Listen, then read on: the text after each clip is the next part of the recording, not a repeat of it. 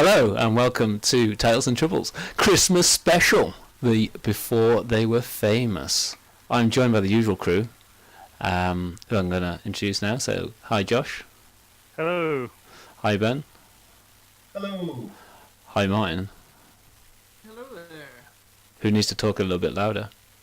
Yeah, okay, I get it. Yeah, okay, good. So this is not our normal session. This isn't as kind of like following against the bandits or brigands, not bandits, brigands. Mm-hmm. This isn't kind of Diego hanging around in the palace wondering when the interminable administration will end. And this is not Josh's character. I've got to be careful now, actually, mentioning names. This is not Josh's character leafleting the poor to get to his congregation. You don't come. Houses burn, don't they? Wouldn't want a divine lightning bolt, would we? That kind of thing. We are going to be back after Christmas with the usual stream for the next session, which I think is the Friday the 4th of January. Everybody able to make that? Yeah. Good. But if you want to watch more Tales and Troubles in the meantime, check out our previous episodes. Yeah. And where are they available, Ben?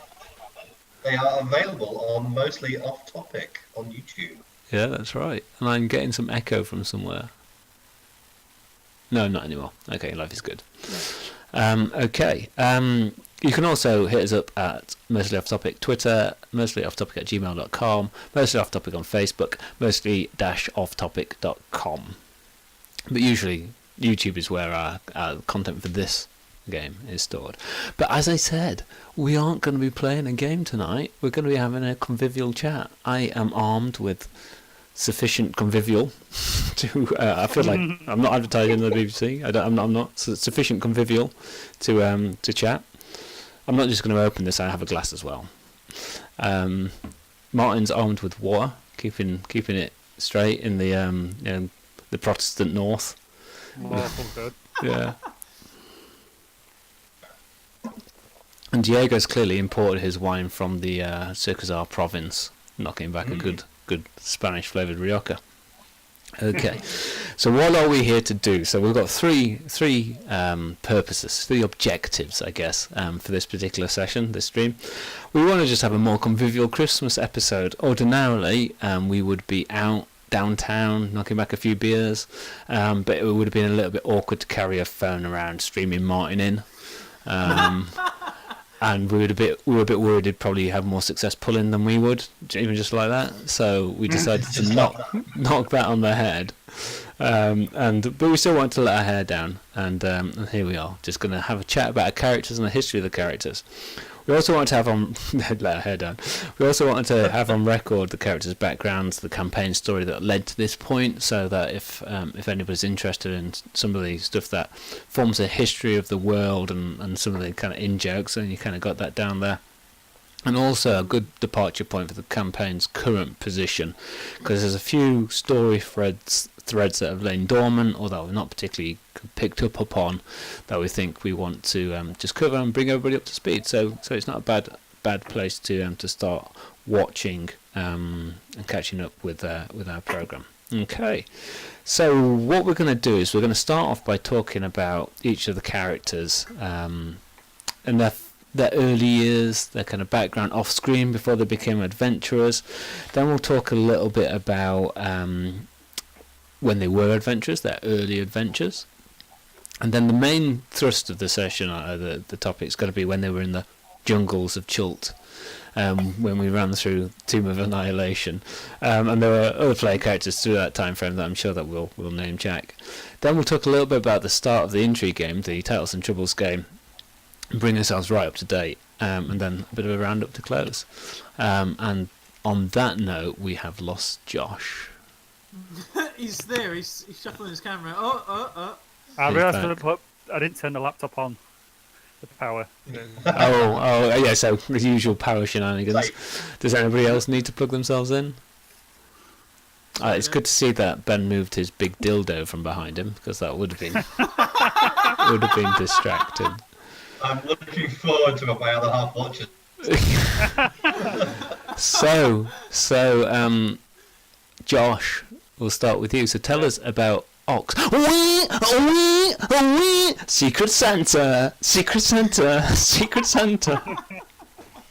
So whenever we mention some characters' names, we're going to cut to a Secret Santa scene. And I genuinely wrote down names on sheets of on little bits of paper, put them in a bag, and pulled them out as if it was an actual Secret Santa.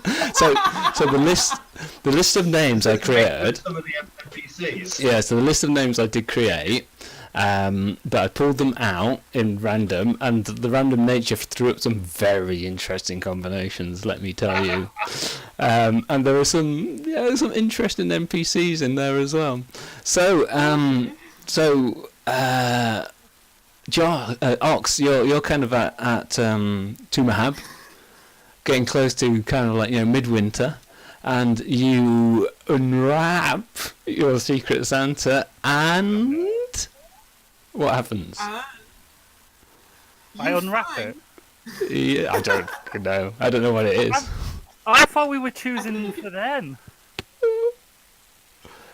I literally put all the names in a bag and pull them out at random, and therefore that does mean that there are some player characters who have got other player characters. Yeah. Okay. Ah. So you unwrap your Secret Santa and find. So you find a crate full of various pickled wonders: pickled fish, pickled meats, pickled eggs, pickled pineapples. Well, that's pretty good. It was nice of Darian to try. You also find Darian even Pickled? with no, not pickled actually. He says so. This is a work in progress, and he's got his loot out. It's and pickled loot. Pickled loot, yeah. And it's referencing your times together in Schultz. Oh, that's cool. So So you start- come out of a crate, like them I big guess cakes? so. I mean, why not? Have a cake. In a golden speedo, yeah. Oh, no. Is every other Dragonborn like, what the hell is this? All the other Dragonborns roll initiative and start to attack, actually. They assume it's some weird Darian took the dog assassination. Oh, yeah, of course he did. So yeah, he starts plucking away on his loot, and he goes, "It's beginning to look a lot like a trap. Everywhere we turn, there are side grooves in the walls and pitfalls up the halls. Careful, watch where you step."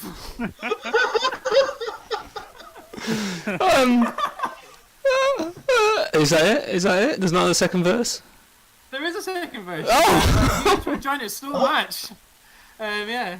So it's beginning to look a lot like a trap. Truly about to spring. So limp up your toes and get ready to face those foes. And remember to duck!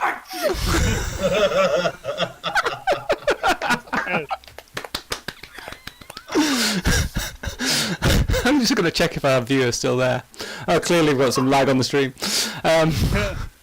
Take a point of inspiration, Ox, yeah. for surviving that.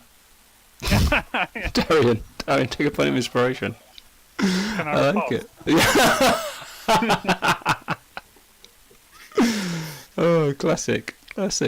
So we were going to talk about Josh Ox's background. So I'm not sure that I think we can. I think we've peaked too soon. Actually, I think we've just spaffed our load into the stream like early doors, and it may not be getting better than that. Go as we need to go on. Yeah. So Josh, talk to us a little bit about Ox. Run us through Doxar's background. Well, Nuryxius Doxar, as he's fully known, Nuryxius being the clan, Doxar being his forename, I suppose. Surprisingly, Ox is one of the few characters that I've played that I've written I've written less for as a background. I'm usually quite well known, if Aaron or anyone watches this ever, for writing quite long, depressing backgrounds for my characters, usually with some hideous orphan story. But But no psychological damage from that. Oh yeah, usually lots of psychological damage involving them becoming warlocks. But Ox, I wanted to more develop over time. But I do have a fairly decent amount of background. But yeah, Ox came from humble beginnings, a wandering clan of black dragonborn who used to sell their services to the highest bidder. And by services, I don't mean sexual services. I mean Oh, I'm glad you mentioned that. Once you go Dragonborn, you never. Well, I say that because I've been playing Divinity I 2. would like to roll insight. Yeah. I said that because I've been playing Divinity 2, and the lizard race in that is essentially Dragonborn, and they are quite. That seems to be what they're going for rather than the strength thing. It's weird. So he was born the son of Raphael and Dennis, and Dennis, nice. Dennis. Dennis. But of course, Dragonborn in the law aren't really known for long-term relationships. So he has 3 brothers, but they're all half brothers. By his mum or by his dad? Or both? So does he share his dad in common with all 3, or does he share his mum in common with all 3? Mum. Right, okay. Mum. Okay. So maternal half brothers. Yeah. And they were Rygar, Rygef, and Sulan. And Sulan being the one that we use more, who features a bit more occasionally in this anyway. I think Rhaegar's dead. He died at some point. Rygef is a barbarian. Sulan is a sorcerer.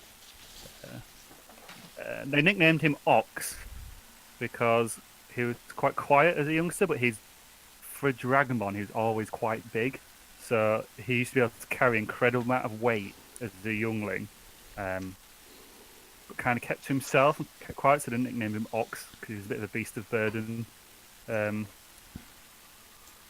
while the others focused more on combat, more on the barbaric side of combat and or on magic, his brothers, he kind of just went about his own business quietly. He wanted to not follow their path. He wanted to prove himself more out in the world than as a mercenary, but he still joined the Dragonborn mercenaries eventually, Look at him now. where they were quite often hired to hunt down dragons. And he was often seen as, even though he was large, bigger than most Dragonborn, he's often seen as a bit of a runt because he was often the youngest at this point. But he secretly started training with an old retired human fighter, a battle master, in a small village where the clan settled down for quite a number of years. And eventually, like, he went away with his brothers to fight. He was hired as a mercenary and really proved himself. But after his master, the human battle master, kind of died peacefully in his sleep, Ox decided to leave and travelled towards Chult to find adventure. I think did he not go towards Phandalin first? Oh yeah, he went to Phandalin and then to Chult. Yeah, that's right. Yeah. He met a few unsavoury characters in Phandalin, shall we say? yeah. Zoo. And what was his axe to grind about gold dragons or half dragons? The gold dragon thing was mainly because black dragons are always seen as evil out in the world. So the black dragonborn always got a bit of a hard time of it. So he was always jealous, really, of kind of what gold dragons were, kind of the pedestal they were put on, and even though they didn't always necessarily prove to be any more good, any more just, quite often they proved to be more covetous and more selfish in many ways. So he kind of despised gold dragons for that, and it kind of that was a small seed that grew in his mind. And I can't really remember when the whole alpha lizard thing began. I can't remember when that. Oh, the first note I have of it, because I was going through all my notes from the sessions earlier today, was in Chult, and I'll see if I can dig it out actually. I have some achievements. Yeah, you have. That's it. Yeah, yeah. It's reversed. No, it writes itself. All right. It says, I'm Alpha Lizard. Stand up for lizard rights in Faerun. Yeah. So I think I'm starting to remember that session. I'm sure it was the Nanny Poo Poo episode. that was very much where it got It cemented. was around there, wasn't it? Yeah, it was very much where it got cemented with Nanny Poo Poo, but there've been mentions of it beforehand. I'm fairly sure, like the constrictor snake in the jungle, and when you were in the warehouse and you were taking out the various Yuan Ti in the prequels. The giant snake as well. I think there were also like 1 or 2 sessions that you couldn't make, and so when we were still doing AL, and in order to fight you out of the scenes, we just decided, he's campaigning for Lizard rights, yeah. But the card that Josh held up there is one of the things I was doing through the campaign. Was kind of like every session I would do achievement cards, just pulling out whatever tickled me. How many fucking large lizards does this jungle have? And you can tell that the production values for the real life game are exactly the same as the production values for the stream. Enthusiastic but rather amateur, as it happened. Okay, cool. I chose Ox because I'd never really, up until playing 5th edition, I hadn't played many characters, to be honest. I was always a DM in 3rd edition, 3.5. And when I had played a character, I was always half-elves, usually range or cleric. And a fighter was something new to me. And Dragonborn, I think, were introducing 4th edition, and it's something I'd not played, and I quite like the idea. I'd never been a tank, and I thought, I might like to be a tank, and I don't know, Ox just grew from there. It was, Okay.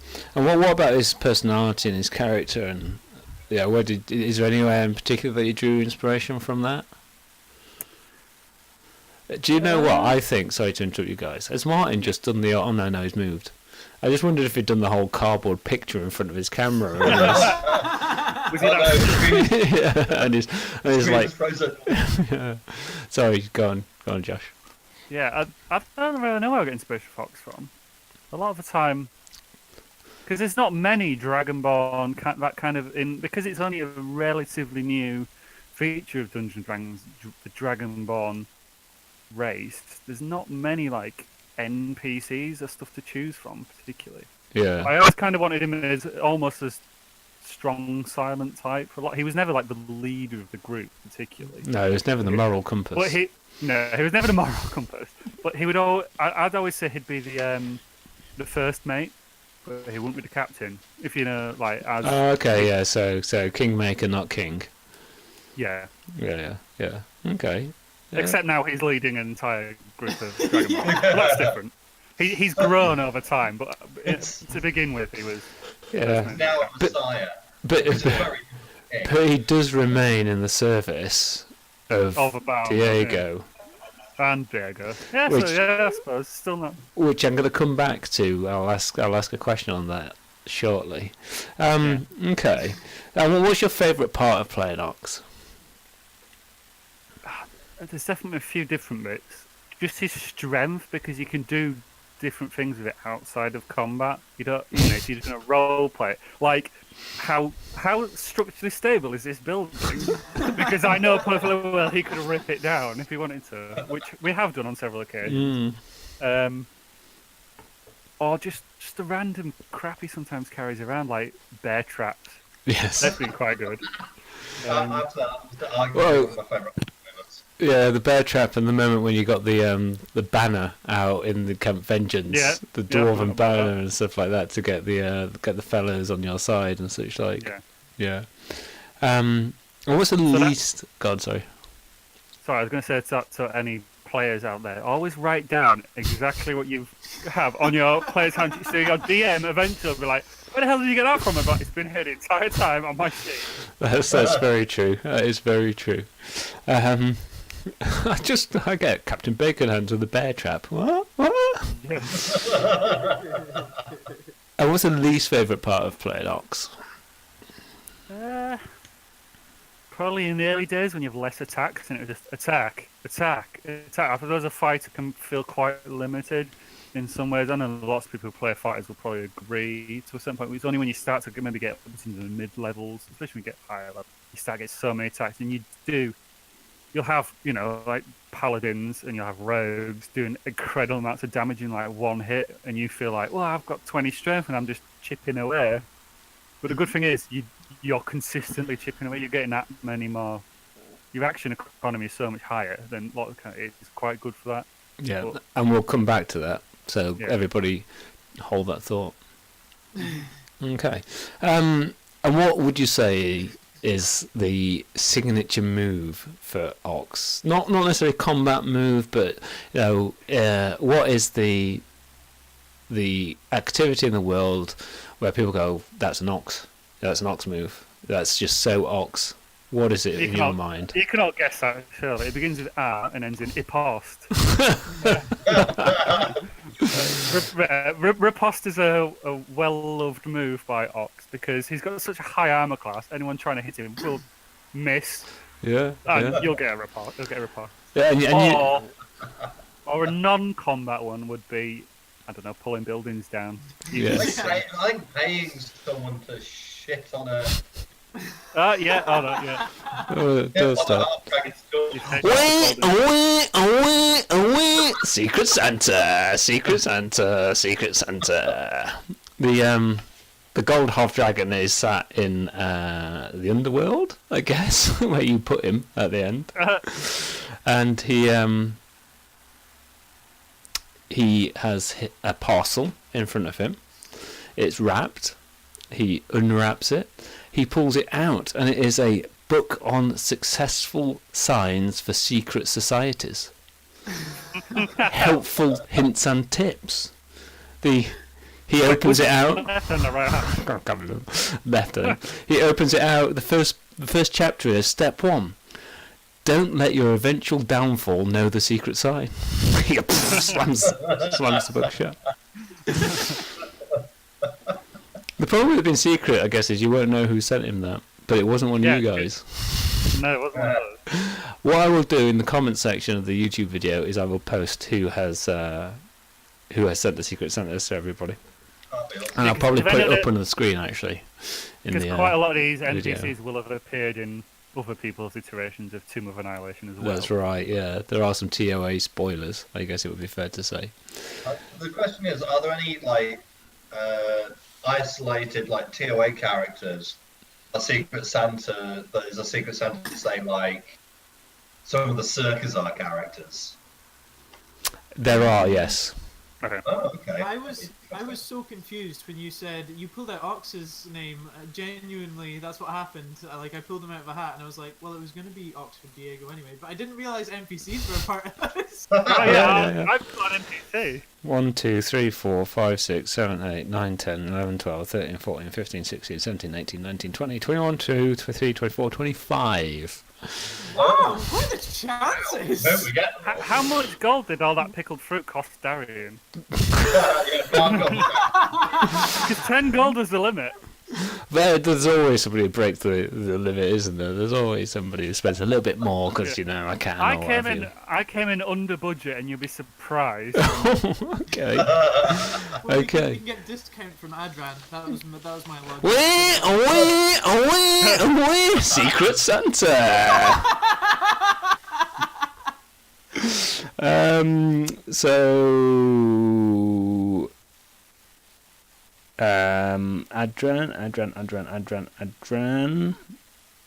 Hold on a minute, I might have got this the wrong way around. Hold on, I've got to track him. He's a ranger. He's very elusive.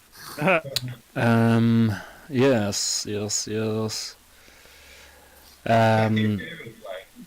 Ooh, okay. So Adran gets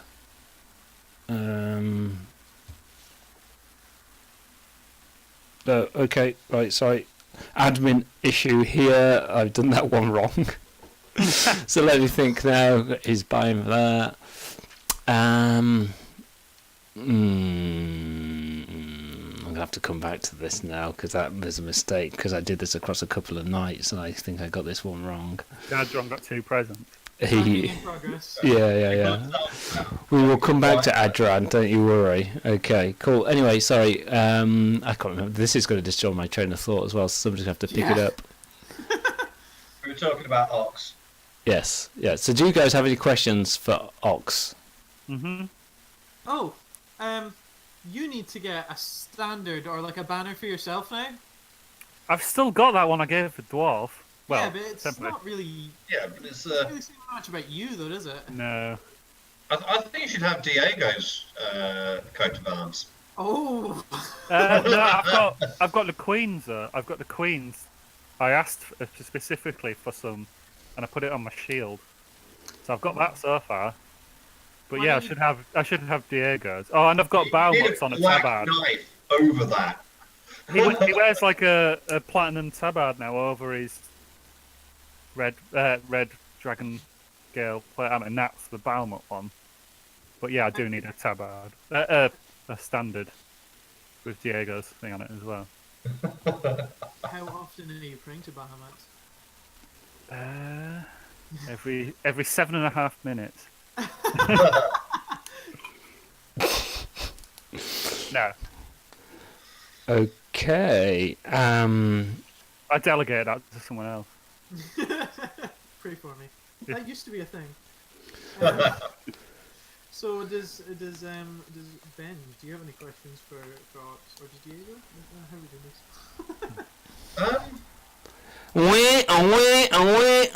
this? Secret Santa, Diego. Right, let me just get this. Diego's here. Oh, yes, okay. Diego gets a beautifully wrapped present. Oh. It is clearly a high-class place, brought from within Waterdeep, shipped from Waterdeep. It is. Do you know when you kind of like get a woman to wrap presents and they're like just brilliant? And like if you did it yourself, it'd be like just this mash of shit, basically. Hey, I'm brilliant at wrapping presents, to be fair. Okay. So if we got Josh to wrap presents, it comes with bows, it comes with frilly things, it's got everything. You pick it up. Whoever it was paid someone else. You pick it up and it's got a faint scent. You can't quite place the scent. Are you unwrapping? And I'll check for traps.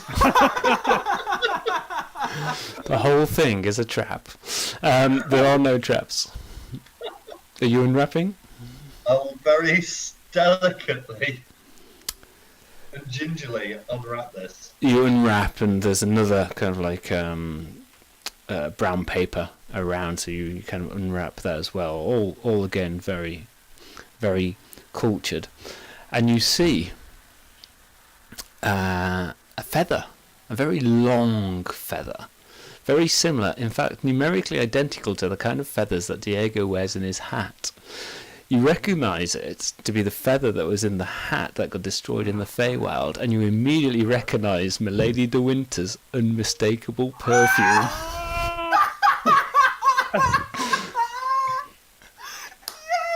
No way you pulled that out. That's fantastic. his nemesis could pull it out of the hat. Yeah. I can do this information. These are semi-canonical as well, so let's just say at some point, Diego received that from through the post. She's one-upped you again. I burn it all. It's not unfair. I haven't got a clue what we were talking about. What was in the present? The feather from the cap that got destroyed in the Feywild. Oh man, that's fantastic. I'm gonna get a bag so bad.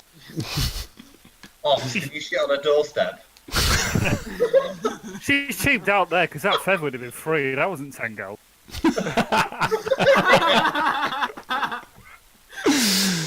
But the workmanship on the wrapping's probably priceless. Yeah. What were we talking about? Oh, we were talking about does Ben or Diego want to ask? Oh yeah, Ox Ox, about any anything? questions? Oh yeah. This will probably fire off a siren. But thus far, who would you say is probably your number one favourite NPC and why? It would like Ox's favourite, not that Josh's, but Well, my favourite one in some ways is the golden half dragon. Cause Okay, been done. He's done. Favourite NPC. It's a tough one. I did quite like the real druid. He was good fun. Secret Santa. Wait, I hope Zook got the real druid in the Secret Santa because they hate each other. Unfortunately, not. The real druid is not been seen since the day before the wedding in Waterdeep, where Zook, you say, but we'll come back to that because I don't want to daisy chain these things because it could just keep on going. And it is true, he's wearing concrete shoes in the harbour of Waterdeep, courtesy of a certain small druidic gnome. As his past spirit is ascending off into the other world, it feels a tugging, and he gets returned back to some semblance of life. One could almost say undeath. And it's not so secret, but he sees a beautiful lady raise him from the undeath. And she says, "I have plans for you, the real druid. I have plans." Lindra. Was it her? Felindra indeed. So, Secret Santa. I'm going to daisy chain this one because that was quite amusing.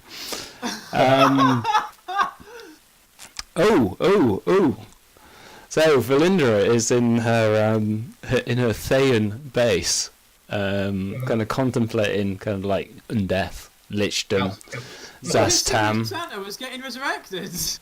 No, the real druid Secret Santa was getting turned into undead. And she gets what? Well, she sits there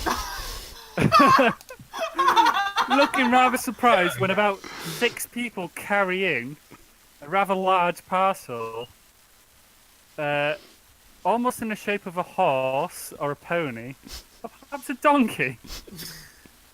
And she goes to unwrap it and realises it's a live, living donkey. Which only costs 8 gold. I'm still 2 gold spare. And because Valindra Shadowmantle likes being complimented on her beauty, I mean, she's a lich, she's not going to get many compliments. Just there's a little tag on it, just says, "Because you have a nice ass."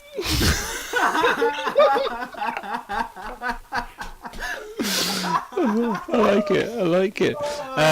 Take a point of inspiration, but you've probably already got some.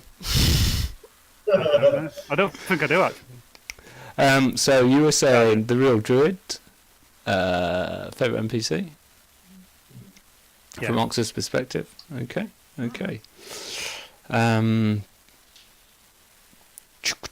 Yes, okay. Right, so thank you very much, Josh. So, Ben. No, Darian actually is next, sorry. Martin is next. Talk to us about Darian's background. Secret Santa. Darian is in the castle of Ilkazar. Kind of just been ordering various people around, been out for a bit of a sing-song, probably practicing his tune for Ox, maybe. And a package, a rather utilitarian package, is brought through internal order of a gauntlet mail. And is placed down in front of you. There's no fancy wrappings around this one, and you see a little note, to Darian. No from on it though, but I think you might be able to guess. Yeah. I detect magic, search for traps, and open it. Whilst taking a dodge action. Yeah. You open it, and just laid in there is a steel mirror. Ooh. You lift it, it reflects you, you spin it around. On the back, there is some inscription. It reads, "Take a long, hard look at yourself." Carved in Ooh. common on the back. Who sent this? There's Order of the Gauntlet, mate. You spin it back around and you take a much longer, deeper look. And as you do, in your image, tusks start to form. And your features become slightly more orcish.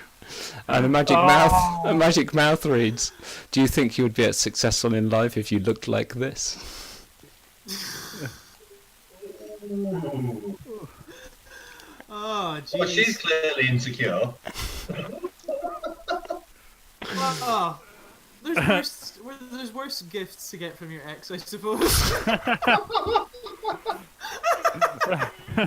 Again, what are the chances of like this matchup? Okay, yes. Martin, talk to us about Darian. Oh, Darian Alexander Smith, who sounds like he could be a Tory MP, frankly. That's my middle name, though. It's still my middle name. Not Ox's, mine. Darian wears it better. Darian wears it now. Right, so yeah, Darian's basic backstory was he grew up with a father called Roderick, who was a smith, and a mother called Alana, who owned an inn in Deepingdale. So working for his father at Forge, he never really picked it up. He's not incredibly bright and never really interested in that much, but it made him strong. Doing all that manual labour for his father, and being in the tavern and singing and interacting with other people, sharing stories was what he enjoyed much more. So that helped shape his personality and strong charisma.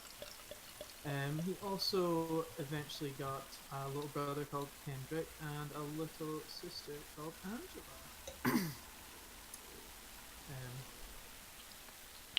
I probably should have said that first, because he would have done the other things when he was older. But yeah, so that's basically the sum of it. And when he was growing up, there was a big scandal with the local mayor in the Deepingdale is more of a town. It's a, No, let's call it a town. Call it a town. Oh, Call it a town. So yeah, the mayor of the town, and Darian stuck with them throughout it and helped. Not like by himself, but was a driving force and really helped redeem the mayor's name, and that's what first caught the eye of Thorin, was Darian's unwavering loyalty to the righteous man. He then went on to have a relationship with an elf, because Deepingdale is kind of it's heavily populated by humans and elves. But their relationship didn't last terribly long. A few years before she finally kind of came to the realization that they wouldn't be able to spend their lives together. So decided to end the relationship. That's what she told Darian. The truth is a completely different kettle of fish.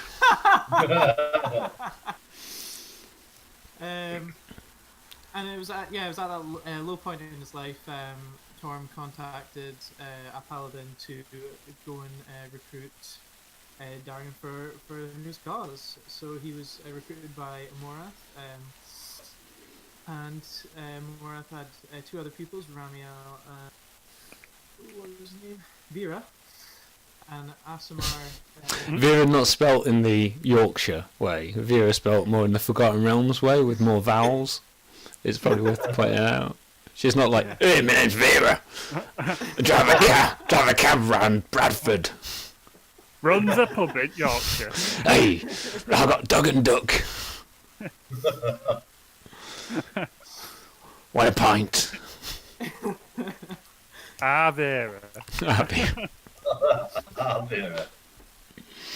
Yeah. So Ramiel was an Asimar that followed Tyr. Vera was a human woman who followed Ilmater. That's the one.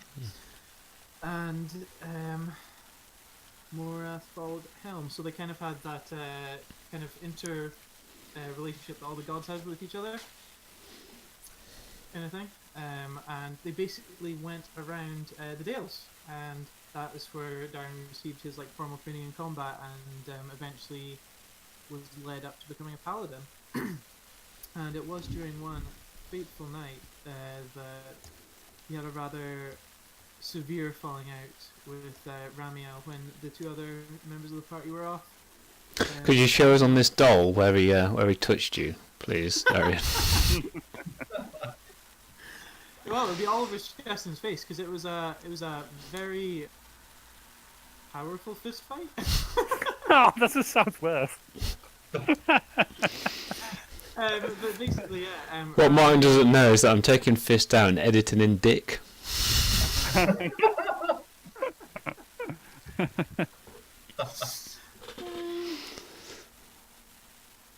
But yeah, Ramiel's just gotten sick of the evils of humans and wants to be more controlling and be more proactive rather than the Order of the Gauntlet's reactive nature. And yeah, they fought. Darian was knocked unconscious, and they went their separate ways. And the party kind of fell apart after that. And that's where he returned to the services of the Order of the Gauntlet, and eventually ended up as a PC in an adventure. Yeah. In the north, the Savage North. In Desert Unrock, actually, in fact, that adventure starts. Yeah, before actually meeting the champions of Chaltz. Yeah. Not many people know, but I GM'd Darian in his first session. Yep, very first session. Yeah. I was trying to kill him all session, but but in the end I decided to keep him alive for comedic timing purposes. Okay, so Martin then. So one of the things that Ramiel said to Darian was, if humans have such malleable morals, the Order should rise up and police the people. That's what he said. It's in quotes. So my question to you is, so the position of the Order of Gauntlet in the county of Circazar, and also the Protector of Mintar, where they are, I don't know, let me just choose a phrase at random, policing the people. How do you feel about that? Well, see, the thing is, the Order of the Gauntlet is Politicians answer. Politicians answer. Politicians answer. one of their main tenets are evil thoughts aren't something that needs to be stopped. It's evil actions that need to be stopped. So they're much later to the party than you'd like them to be a lot of the time. Right. Okay. He also said to you, humans are no better than dogs. Without guidance, you savage each other. Now, what other recently mentioned NPC would have possibly said that to Darian? It sounds like something that a half-orc possibly would say.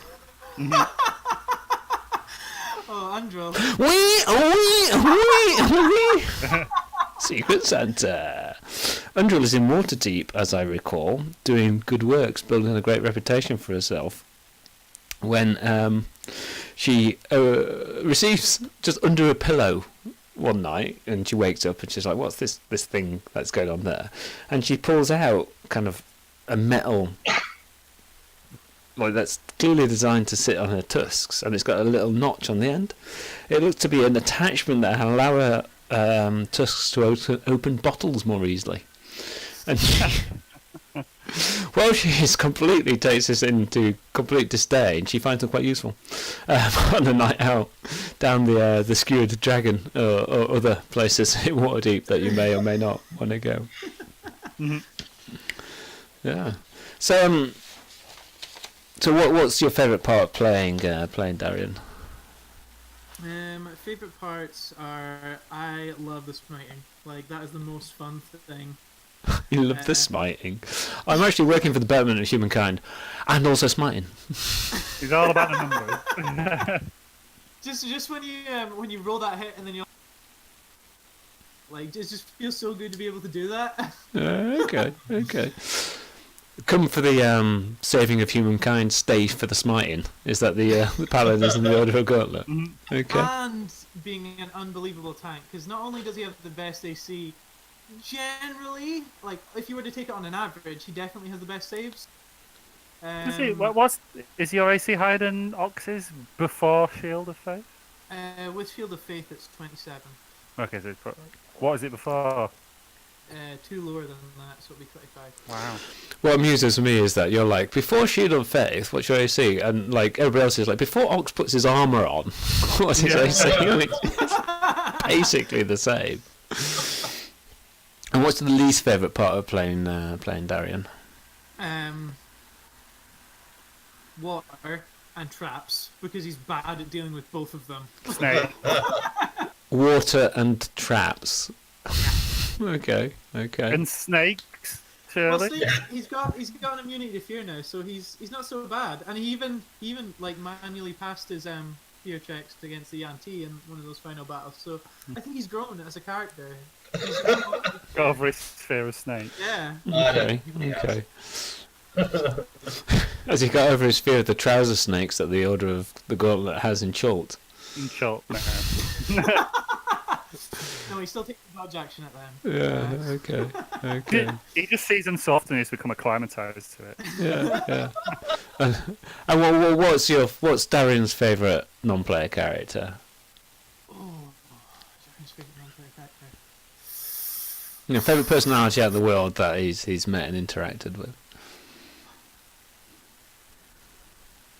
At the moment, just because it's quite entertaining, I'm gonna try and think of a more consistent favourite, but at the moment it's Praxis.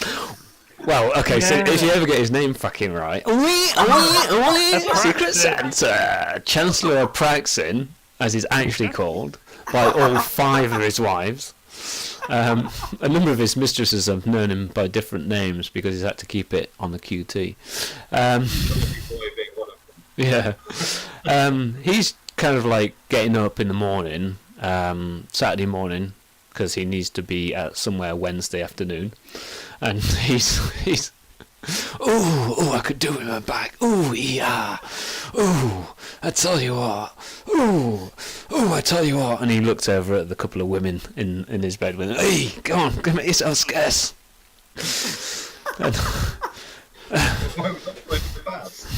And he looks across the room and he hears. He's like, what is that? And he gets himself up and walks over, and there's a chair there, a fairly comfortable chair, and there are 4 flying monkeys tied to it. And he sits down in it, and kind of like there's a little sheet of parchment written in a very, very flowing, quite kind of calligraphic hand. And he says, up! And the flying monkeys, and he lifts the chair up and he says, forward! And he moves forward in the chair at a reasonable walking pace. So quite, and it's Chultan teak is the wood that he's got. So he got 4 flying monkeys tied to a chair to get him around more quickly. Nice. And that was a gift from a non-Circazar NPC. Really? So I that's Chilton NPC. Yeah, with flying monkeys. What was the guy who owned the bar? Is that him? No, it's the guy who's in the room next to us when we stayed at the bar. Would it be? I don't know. What was his name again? Can't remember. I can't remember. His name was Eljo. I never met him. I joined you guys just after the Keys fiasco. Really, I saved him like more than one time from flying I monkeys. I was sure you joined earlier on than that. So Eljo is in the Thundering Lizard in his room there, and the owner of the Thundering Lizard brings up Eljo. You got a parcel. He opens it out, and it's a carefully knitted and very glamorous set of underwear. And that's from an NPC that doesn't appear in any of the actual canonical timelines, So, but very well knitted. Non-canonical time. What? If you recall, there was a Halloween session. But we'll maybe come on to that in a little while. Okay, so so you're thinking about a more consistent NPC that Darren's favourite. A more consistent one. They're practicing fairly consistent. He is at the moment.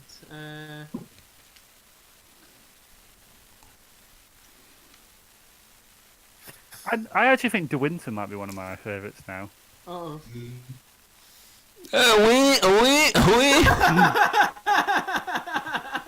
Wait, we just shout out there. You're just fishing now, aren't you? You're just fishing. Milady De Winter. I really hope this shit in a bag on the doorstep. Milady De Winter is residing in noble surroundings in Waterdeep. Wait, we know where she is. Right down. You do, in fact, recognise these surroundings as the ambassadorial home of Ambassador Martin of Well, he's Thea. anyway. I thought it was going to be Danolo's bedroom. No. And Ambassador Martin brings over on a cushion to her. It's not very secret, this Santa. And hands, here he goes, as a token of my utmost devotion and to prove my love for you when we elope, I gift you my signet ring, the ambassadorial seal of Tethea. Oh, God.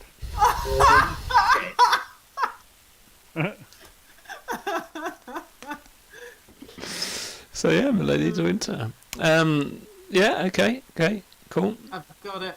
Okay, go for it. It's definitely Danolo. Wee! Danilo Darkblade is in the Chancellery in Circazar. He's got a set of tax collectors in front of him. He's just sat there, his black eyes, his obsidian blades is just sharpening idly. He kind of picks one up, bangs it into the desk, and says, "And if I find that any of you have taken a gold, a silver, or a copper piece less than is entitled by the laws of this county, I will take your testicles, I will cover them in honey, and I will feed them to the goats outside." And he gets his other dagger, bangs it in, and you see these people are like just shaking.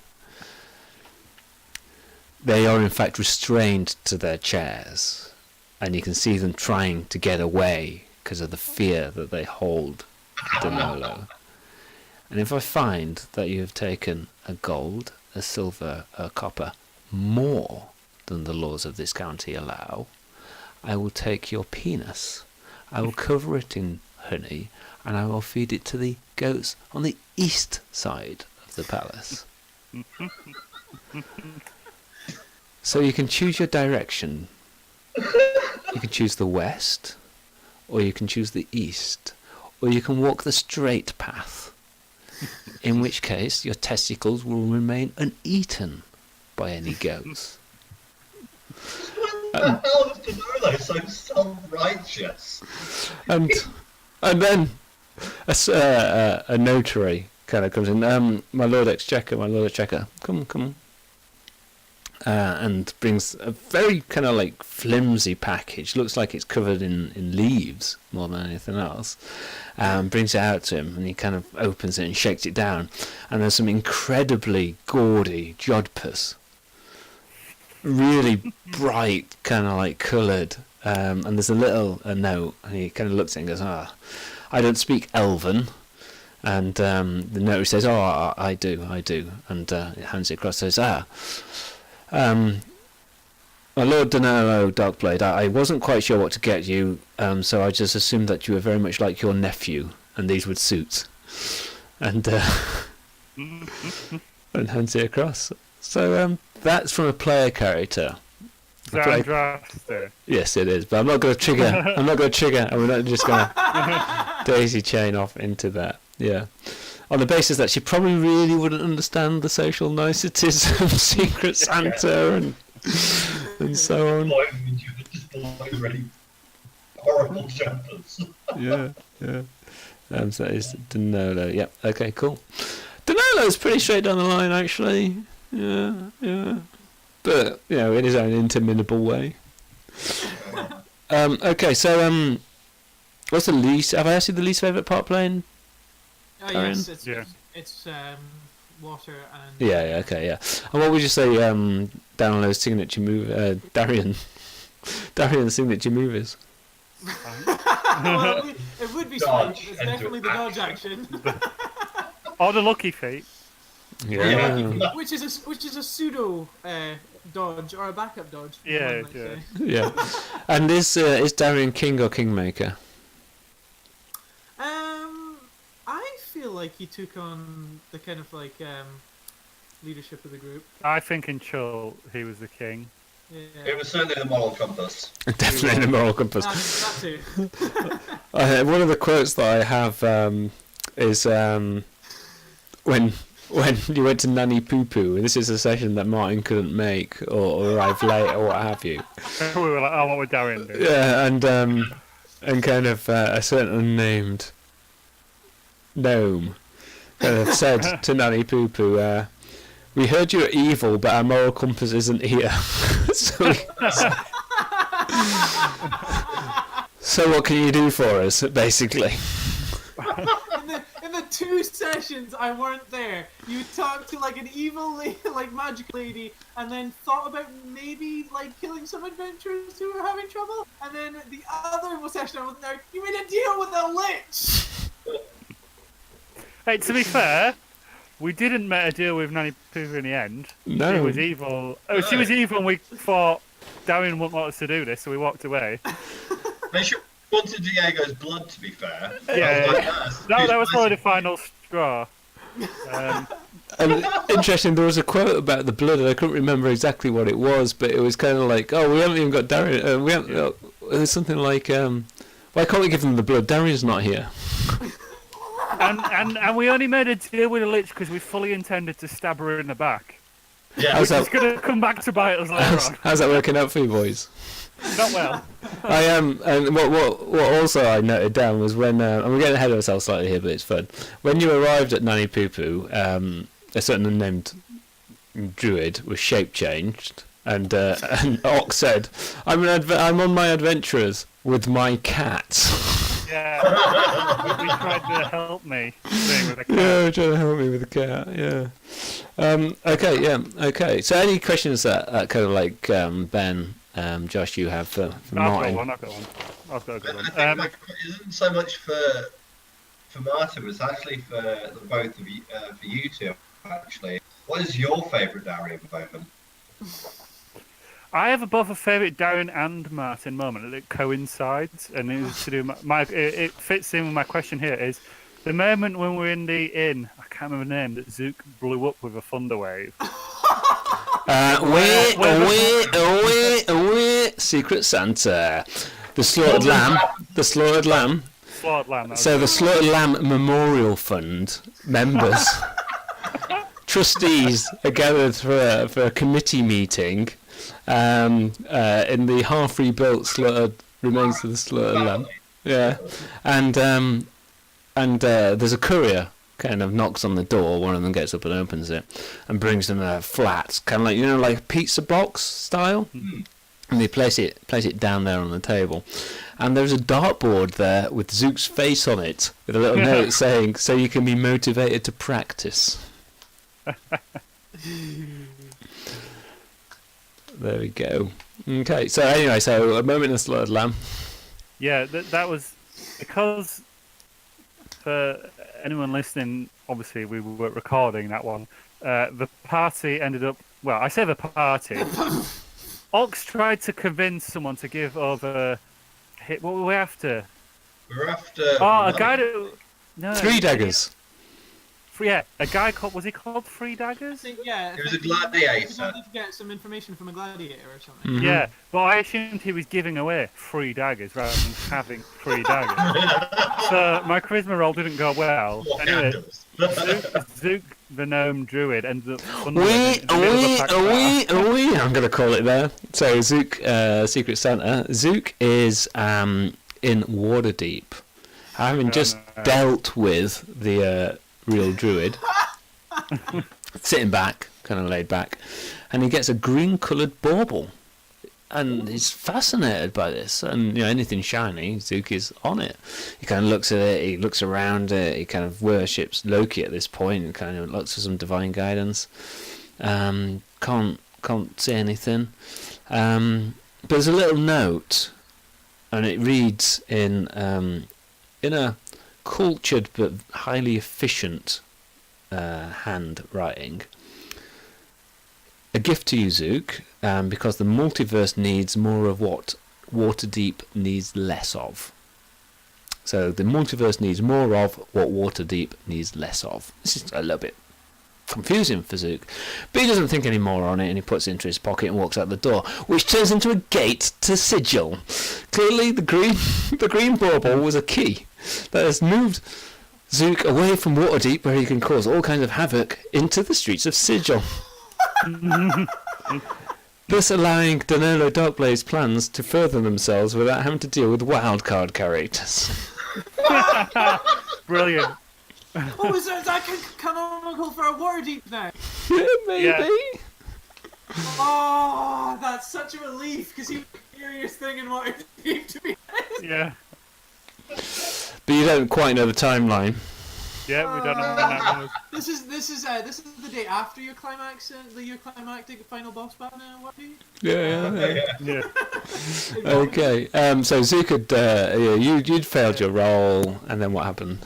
Zook built the bar, and it was just the best moment from a player's perspective, seeing Martin's face when he realised his lawful good characters watching one of the other party murder innocent. I just want to know, was there a point Darian was like, I'm going to have to kill members of my own party here, or I will have to at least leave them and rat them all out? Because your face was an absolute picture. Because you were torn as a person and as a character. It was brilliant. Yeah. I was thinking that we were gonna have to, or Darren was gonna have to disband the party, but I wouldn't be able to play a same level character, so because we're doing AL rules, so just stuck out, I think. What I liked was when the half dragon arrived there, being the harbour master, and kind of just general police of that area, and he was kind of like, "All right, guys, what happened here?" And you all like, and they just turned to the paladin and went, "Right, okay, so is that the truth?" Yeah.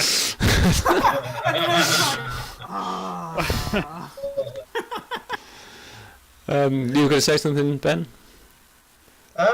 What Was it? Were you? I don't know. I think the added factor when we got in there, we asked you, Paul, how many people are in here, and you just dived your hand right in back. Dice.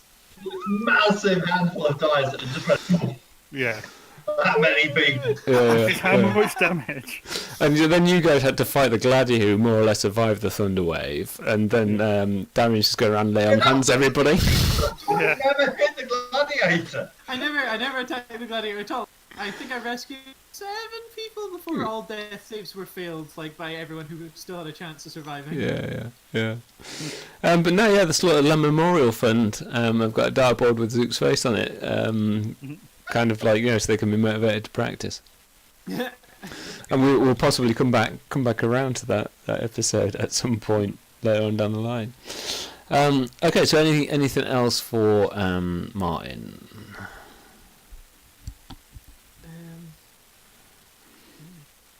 I suppose I was going to say actually, the inspiration for Darian was actually Gaston from Beauty and the Beast. Yeah. Okay. Really? Yeah, it was because I was thinking it was like I want someone strong and charismatic. I was like, he's a good character to base off, and I was like, and he can sing too. I mean, everyone who takes like a religious character takes the acolyte background, so I was like, why not take something different and take the it's not musician, it's performer or whatever it's called. Yeah. For a long time, whenever I pictured Darian, especially in the early days, it was always He-Man. I don't know why. But yeah. When you say Gaston, that's a fairly good. Mm. Yeah, I can picture that. Yeah, in sparkly, shiny plate. Yeah, Yep. and that even goes into his backstories as well with the tavern and that whole scene as well. So Yeah, full circle. awesome. Excellent. Okay, cool. So, Ben, tell us about your character, Diego. I've had Diego. No, we as already a had character. Diego. Yeah, I was just about to do it, but then I was like, no, he's been. I've had Diego as a character for a very, very. At this point, everything in which Paul has DM, that's what I class as canon. I'm going to call it the beta test of Diego, who's a lot more of a dick. I heard he had a lot more dick as well, actually. No, but Yeah. Well, he gave a lot. Bunch of names. So yeah, when I came up with the character, I was just looking for a really cool name, and I'd kind of taken the name of Jim Dark Magic and thought, right, how can I from the Akin games, and how can I adapt the name for like a rogue or a melee based fighter or something along those lines. And I went through like, oh god, dark dagger, dark dark this and that. And when I settled on Darkblade, I thought, that has a really nice ring to it. Oh, can I find a good? I definitely need some sort of alliteration. I think I was thinking like Darkwing Duck there for a second at one point. Dave Darkblade. yeah. You're right, Dave. Derek Darkblade. Dennis Darkblade, secret parent of Ox. That'd surely be Denolo. Well, let's not talk about Chancellor Praxton. Nobody knows what race his first wife was. That's all I'm saying.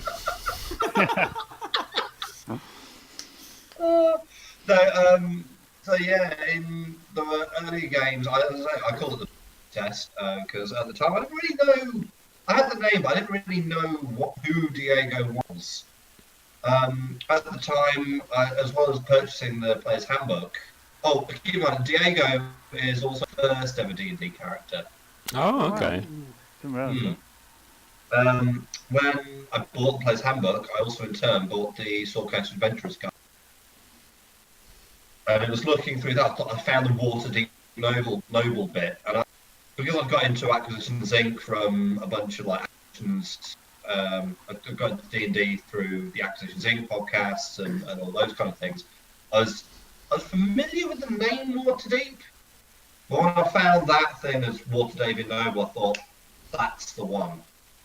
The other thing was that I think at the time, probably around the time I'd come up with the name, I was probably binge watching a lot of high sea swashbuckling films anyway. So he's your quintessential Errol. I don't want to say I based him completely on, say, Zorro, but there are clearly some elements there. And certainly a big dash of the Scarlet Pimpernel as well.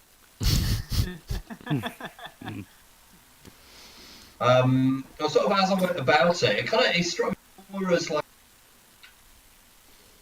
a James Bond meets Zorro, but I think realistically it's just a Spanish archer. Yeah, okay. And what's kind of like Diego's background then?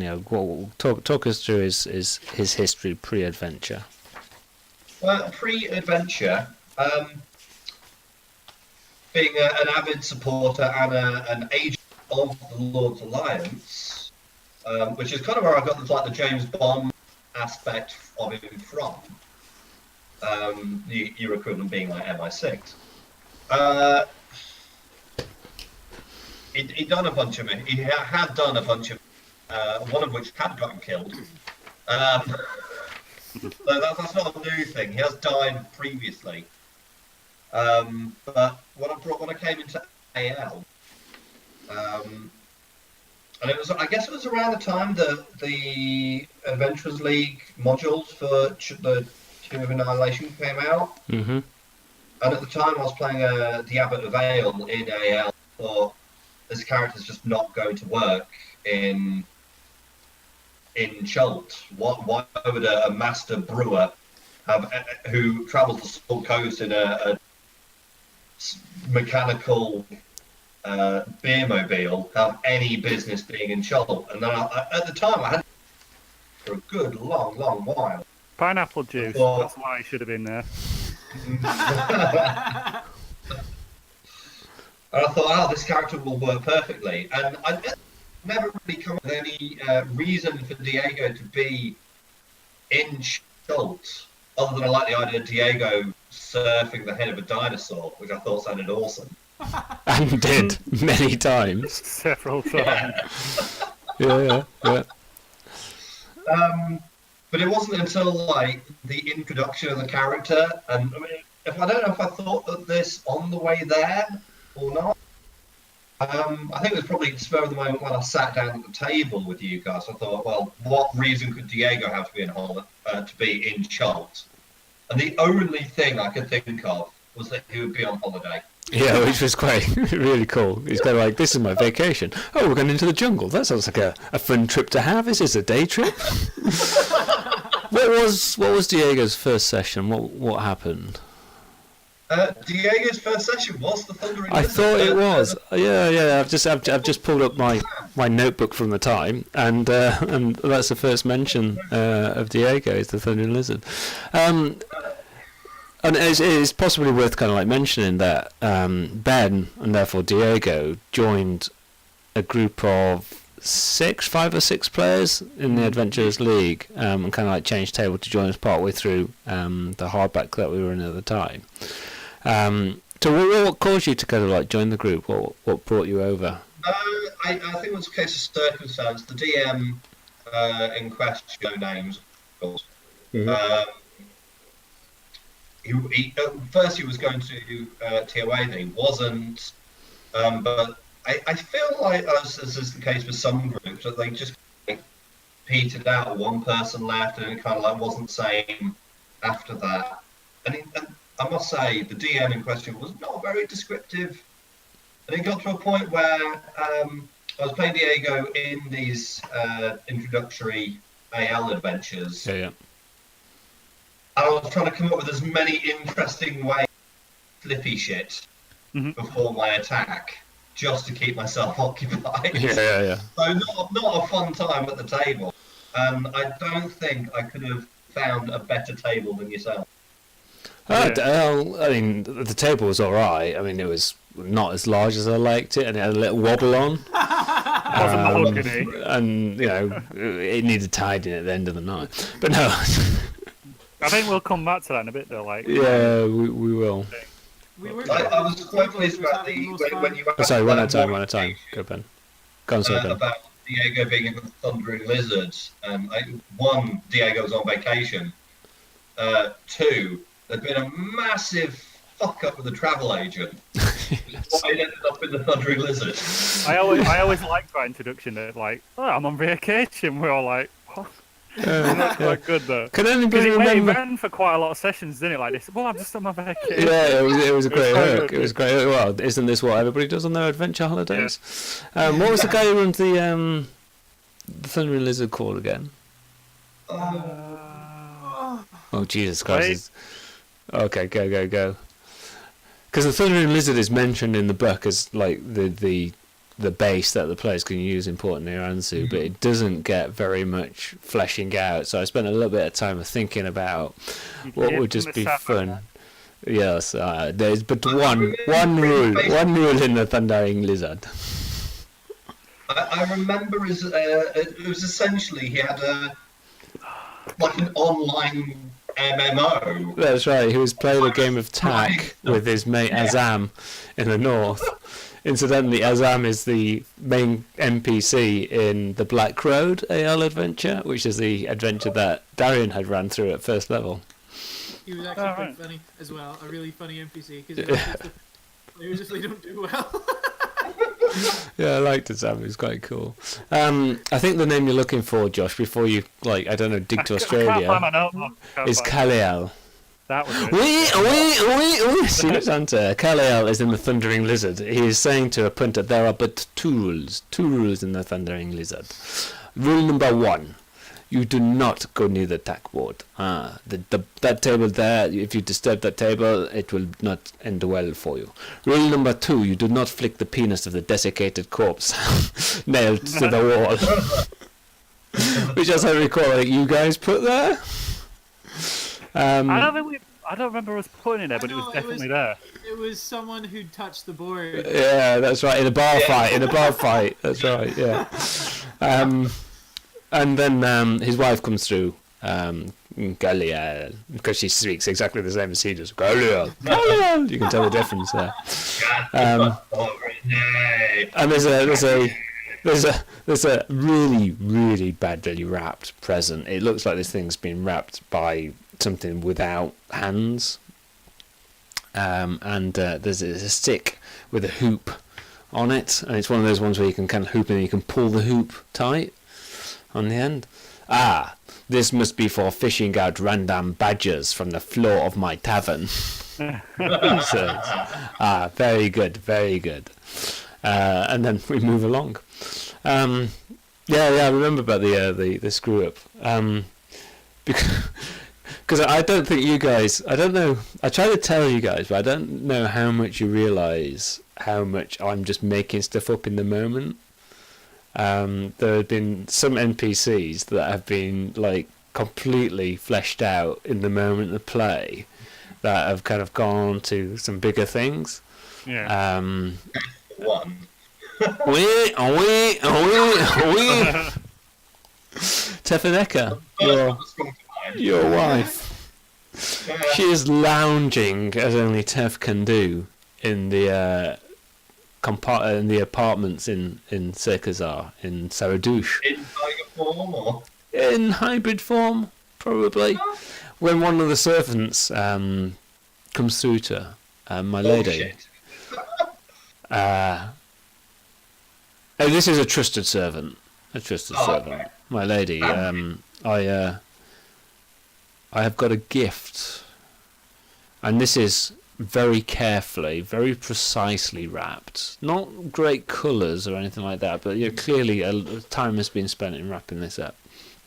And in a very careful, very measured hand, there is a note, and the note reads, "I have done a substantial amount of research, including asking some of my previous wives, and and I understand that this formula is guaranteed to increase the intensity of lovemaking for the lycanthrope kind." Oh. And slightly intrigued, she kind of like opens it up and she smells immediately this rich catnip that has, to her senses, only ever known the light of the moon. And she smiles and says, "I think Diego will be having a good night tonight." Oh, you're practicing. He's a great character. So Tef was absolutely. In fact, I can possibly find that I'd written down the random encounters in the notebook, and it basically says. That was such a memorable encounter. So to talk us through that. Sorry. In fact, hold on a minute. I'll show you where in the book she comes from. Is it like a I sentence? found the page, and it's just a random encounters table. Is it? Yeah. Yeah, and And it's I rolled the random encounters. I didn't choose them. yeah. Right. Sorry, Then. Paul, do you want to explain the Yeah, you talk as I'm searching. Okay, so the thing with Tefanaka, it took us ages to remember her name. We always refer to her as the Were Tiger. We were being led through the Jungle. jungle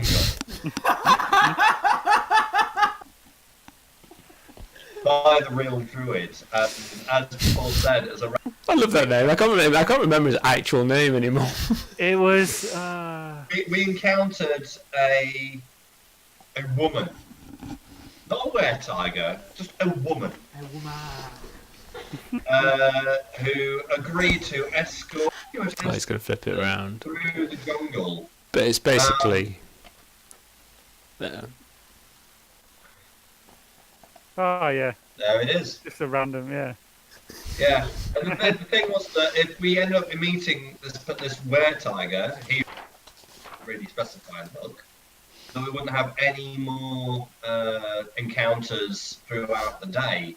But one of my first questions to Paul was, is she attractive? In fairness, that was his first question about pretty much any female NPC. And we role played it out, and she became scarily flirty. I mean, Like I couldn't tell if she was actually friendly. Me. you were the one who attacked first, if I recall, right? Well, I was because I didn't want to get attacked first, so I attacked first. 'Cause I remember the point when you stabbed her with your daggers, and at this point, Ox had a silvered battle axe, Yes. and I was just stood there like, I don't know what to do. I was like, do I attack with my silver battle axe because it will be effective, or do I just wait and see how this plays out? Well, what happened was like something from a Tom and Jerry. Okay, so she gets really, really flirty up in my face, and to a point that Diego feels. And there was something weird. You described her eyes as being like yellow. I'm thinking, okay, well, this. Yeah. What the fuck is this? Yeah. I stab her with my daggers. Not thinking this is obviously some sort of lycanthrope. Never encountered a were tiger before. And all she did was push me, and I shot back some 50 feet into the trunk of a tree. And what kind of like followed on from that was very like loony Tom and Jerry-esque, in which I had basically love hearts or like Tweety spinning around my head. I'm like, hang on, guys, I'm in love. And here is the entry in my notebook that says. So when the camera auto focuses on that, so it says day 4, Weird Tiger offers to escort across dangerous stretch. And you have to roll a 93 on a D100 to get that encounter. Clearly, Timora was genuinely shining on Diego at the time. Okay. The other thing that followed on from that, we had we ended part of the session with of that day with a campfire, Diego and Tefanaka like pretty much inseparable. Like right at the end, I think Diego asked Darren to play something with a bit of spice. They basically did a paso doble before wandering off into the bushes, followed by a half elf. Was that followed by the half elf further? The fade to black scene. Which half elf? Which half elf? Which half elf? Wait. Andraste is in Myth Drenor, trying to reclaim and fight back against the demons and such like. When one of the other elves, one of the elves runs over and says to her, Hold on 2 seconds, because she has a title that all elves need to address her by. Including Andram. Yeah. No, it's not in there. It must be. It's in my notes somewhere. Okay, clearly I think it is in here. Paul's saving all the list for publishing his campaign setting. Yeah, that's right. So it's Calo Morna Lume, which translates as Hero of the Dark Times, which is how she is known throughout the Elven world by a decree of Corellin Lerethian himself. And that's an involuntary. Yeah, you cannot not. You may intend to say Andraste, or you may say Oi bitch, or what have you, but whatever you think you're saying comes out as Calo Morna Lume. So long as you're an elf. Yeah, absolutely. And hands a very small, kind of like, but very robust box across to her, and she opens it up, and inside she finds a hourglass, a fairly small hourglass. You reckon not much more than 5 minutes in the real world. And there's a note that she reads, and the note reads, "If this runs out, take the man for yourself." So the implication, alright, come on, it's an hourglass that lasts 5 minutes. What is Andraste famous for? Voyeurism of fade to black scenes, because whilst I don't mind a bit of sex and conduct of that nature, in game as well as out of game, I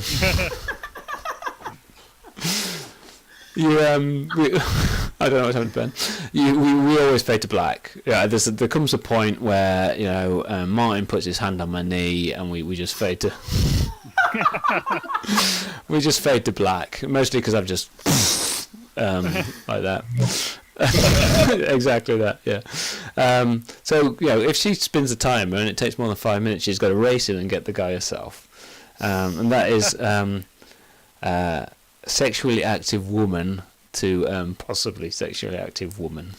That gift. So there we go. Tef. Yes, from Tef. Yeah.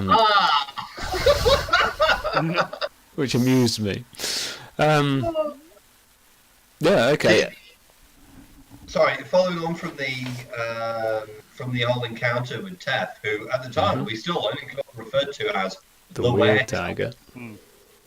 I spent the entire rest of the session with a point of exhaustion. Yes. You did take levels of fatigue. That is correct. Yeah. Which was really unhelpful because we were doing a trap. In a jungle. Yeah. And where did you re-encounter Tef again? Sorry? Whereabouts did you re-encounter Tef? We encountered her again in the Tomb of the Night. Gods. Tomb of Annihilation. Yeah, in the actual tomb itself, where she was hiding, having escorted in a set of adventurers that had fallen foul of some of the traps. That's true. But that wasn't the same adventurers that we encountered. No, it wasn't. No, a different set. Oh, right. So she never. Okay. No, they definitely lived, and we definitely didn't kill them, Darian. And I definitely one of them. Yeah. Okay, so what's the favourite part about playing Diego throughout, not just TOA, but into the Sexazar as well? To be honest, it's not. It doesn't really come down to those scenes. For me, because as I said, Diego was my first ever D&D character, and I kind of rehashed him 1 or 2 times with alterations. But for me, it was going from a few sessions to sessions with this character, and the people I was around the table, good friends, but they didn't quite get Diego. He didn't quite gel with all the party, and again, having come from another table to you guys, and everything just sat so into place. Everything has been an absolute joy. Yeah, we had quite a few bromancers in the group, didn't we? I mean, I think there's a clear bromance between the plate-wearing tanks, as summarised in the Constrictor snake. That was one of my favourite moments, though. Sorry? So what was we were? Yep. as we went through the jungle, we had to come up with a way to transport water. And at the time, I don't think we had yeah. in what we had was a canoe. We got loads of water captures and stuff, but we lost them down a river. No, I still have my Dinosaurs. water catchers, and so did Ox. But Actually, I've still got them in my yeah, backpack. so do I. We are Yeah, the don't most tell like anyone. paranoid. No, the reason we did because everyone put their stuff in one boat, and then we're like, this real druid doesn't know anything about traveling in this one. Me and Ox took our stuff in our own boats on us. Yeah. Yeah.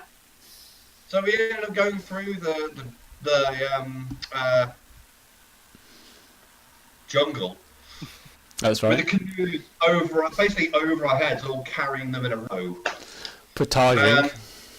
Yeah, absolutely. Whoever was the highest in the initiative, or whoever saw the state, and we all just wailed on them. And I'm pretty sure Darian was at the back. Yeah, I was last. Yeah. No, no, At there's which a point, snake. Darian was shit scared of snakes. I mean, like, terrified of snakes. And it's this big anaconda thing, and we just all went down by just like a Sunday stroll. Well, there was that snake, and there was the one that Ox just stood on, and it killed immediately. Like we Yeah. were just walking along, and it was just like a random encounter with an average snake or something. And That was the snake. Yeah. That I was think the I must have been the snake. highest in the counter, so I just stood on it, and like without even like reacting, just stood on it, killed it. Then was like, watch out for that log, Darren. Just stepped over it. And Darren's just carrying this boat. Oh, that was very funny. That was very funny. That's one of my favourite silly moments. Yeah, That's yeah. the silliest moments in that game. Yeah, Mhm. that's That one was of Ox's best moments. Yeah. But that or the scaffolding where the guy just after you cut it in half. Yeah. Yeah, it came tumbling down. And what's the least favourite part of playing Diego? Well, before I get onto that, my other favourite part of Diego Yeah, is okay. so much shit that is actually written that just annoyed you. So basically, key point, the wraith. Yes. I could just attack and just do flippy shit away from. Yeah, And you're yeah, like, oh, this is fucking road bullshit. yeah. Yeah. I was gonna say that's my favorite Diego moment because it was. I lost audio of you then, Martin. Yeah, you cut off. I didn't hear any of that. Can you hear me now? Yeah. Yeah. Yeah, I was gonna say that was my favorite part of that was my favorite Diego moment. Undueling that wraith. In Camp Vengeance. Yeah. And conventions. Yeah. When the undead were using the undead Tyrannosaurus Rex to jump over the palisade. Yeah. Oh God, least favourite moment. Well, not so much least favourite moment, but least favourite part of playing Diego. Oh. I think it was the number of parties that I played him with that just didn't quite get him. Mm. Which is why I said before that one of my favourite moments was joining you guys, and everything just fits so lovely into place. Mm-hmm. So, thank you. No, thank is, you. what I'm trying to say. There's a synergy. There's always a synergy, and you hope that there's a synergy between players, and you hope there's a synergy between players and the GM, and you kind of hope that it's fun for everybody, and that just kind of like builds. And you guys are very proactive in the way in which you play. You don't kind of like wait for stuff and wait for the clue to come into your arms and whatnot. You're kind of always doing something. Zook was always guaranteed to kind of like do something. Something like you could never ever plan for. And there was definitely a bromance with Zook Yeah. and Diego. Yeah, definitely. I think that the key one was here's my scroll of pedigree. Yes. And Where- Zook's like, what's his name on a leaf? Here you go, here's mine. So that was with Commander. Right. Secret Santa. So Commander Breakbones, who is on my list somewhere. Commander Breakbones, where are you? You're there. So you should be here. Oh no! Don't tell me I got this. Might be the reverse of my admin failure from earlier. Da da da da da. One of my favourite Dario moments was probably the role play with Oh no, him. Breakbones. Breakbones. Okay, yeah. So Breakbones is in this secret fortress somewhere in the Tetherian / Protectorate of Mintar / Kalanshan / Arm, somewhere in the Ferunian zone. On the ground, where he's fucking tunneled through and turned a town to zombies. He's just kind of like practicing in front of a mirror. He can't see himself in the mirror on account of his vampire status, but it's just like, I want to bite your neck. I want to suck your blood. And one of his minions, that I'm not going to describe the minion just in case, brings over to him a massive box, huge box. It is this no, that's the wrong accent completely. I want to suck your blood. Blah blah blah. He says, "Is this my shipment of onyx gems?" And the guy kind of like shuffles and says, "Yeah, about that." no, this is a secret Santa. And he opens it out, and there are a number of plates, and there's a note that is written in some very overly floral handwriting that says, "Just add animate object, and they are weapons of the most large destruction." Oh, that's about it. I'm not going to daisy chain these together. I'm not. We're kind of jumping around a little bit. We're telling the narrative of our adventures in short a little bit through the narrative of the characters, which is fine.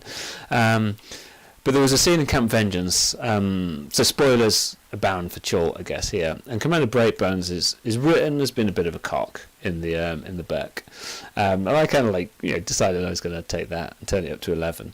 And one of the things he was claiming was, this is a war zone. He is the senior ranking officer. You can't hold him to account, and then he needed to be held to account in a council of his peers, and as a noble, That could do that with noble. and as a noble, he could not be judged or held to account by common folk. So at that point, Diego said, "Well, I'll pull out my scroll of pedigree," and I'm like, "What pedigree, chum?" And he's like, "No, my scroll of Waterdevian kind of like noble, to prove that I'm a noble." I'm like, bullshit. And then he pulled an ox on me and showed me where it had been written down. I was like, "Oh, okay, fair dues." And you managed to therefore hold him to account. Look where that got you. Okay. Yeah.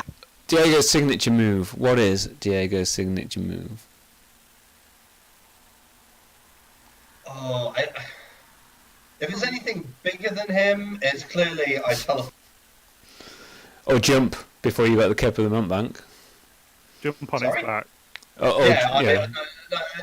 Prior to that, it's okay. Well, I know what I'm going to do. In order to get there, I'm going to grapple hook something tall and then swing. Yeah.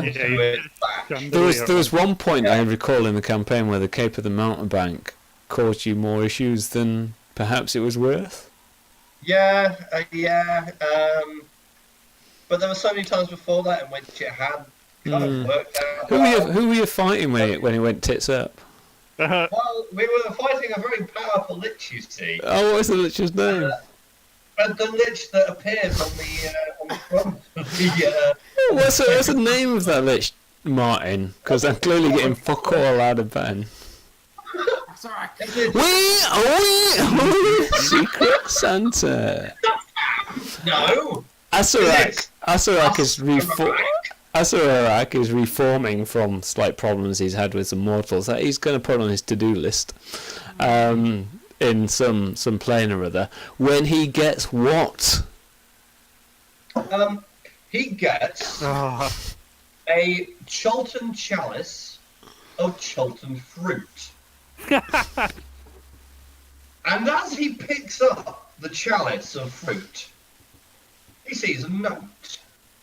And on that note, it says, "I owe you one soul, love and kisses, Diego Del Rey." Nice. And under that note is a replica Diego hat. I like it. Oh, I like it. And I had no preparation for that. Oh, spot on. Spot on. Take an inspiration. Asorak says, I killed him once, I can kill him another time. I lost audio there for a sec. Oh, he says, I killed him once, I can kill him another time. And he also says, hold on a minute, don't I know his uncle? Yeah. Call it a favour. I don't know which soul. Whose soul I own. I think it's the hat. It's the hat. It got caught in his teeth last time he ate your soul and spat it out again. Okay, that is very true. Yes, so Asorak killed Diego in the final combat of the Tomb of Annihilation.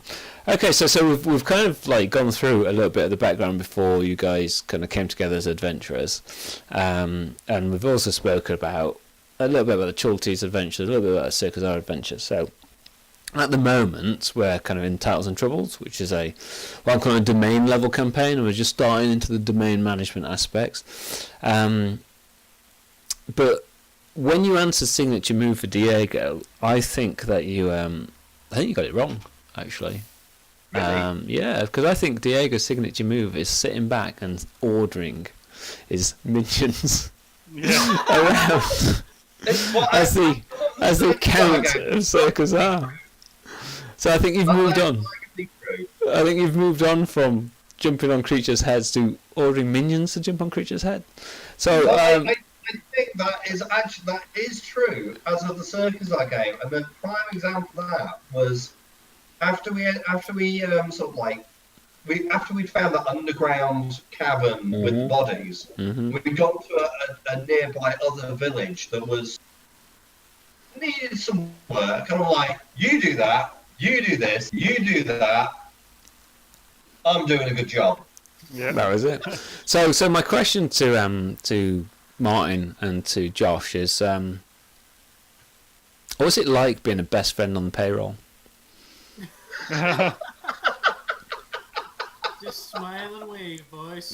What? Wave like that. Well, I'll get right onto that, Diego. Yeah. Get right onto it. Wait, no, I did think about this earlier. I need to change up my Battle Master moves, because then I can take the thing to order him about instead. In combat. We talked about this to try and get as many. Yeah, but Diego doesn't have to conform. I can't remember what it's called. Maneuver, that was it. I have been Commander Strike. Yeah, I could tell Diego when to attack, not the other way around. Yeah, but Diego's not necessarily going to do that, though, is it? That would be a free sneak attack, though, because it wouldn't be on your turn. You wouldn't not. Okay. It's not one I get it automatically. Now, to be fair, I had been contemplating, and I still don't know whether or not to do this. I've been contemplating dipping into Battle Master, because it's the only way you can do fancy swashbuckly shit and then disarm opponent. Attack the feat. There's a feat, and you've just leveled up. Is there?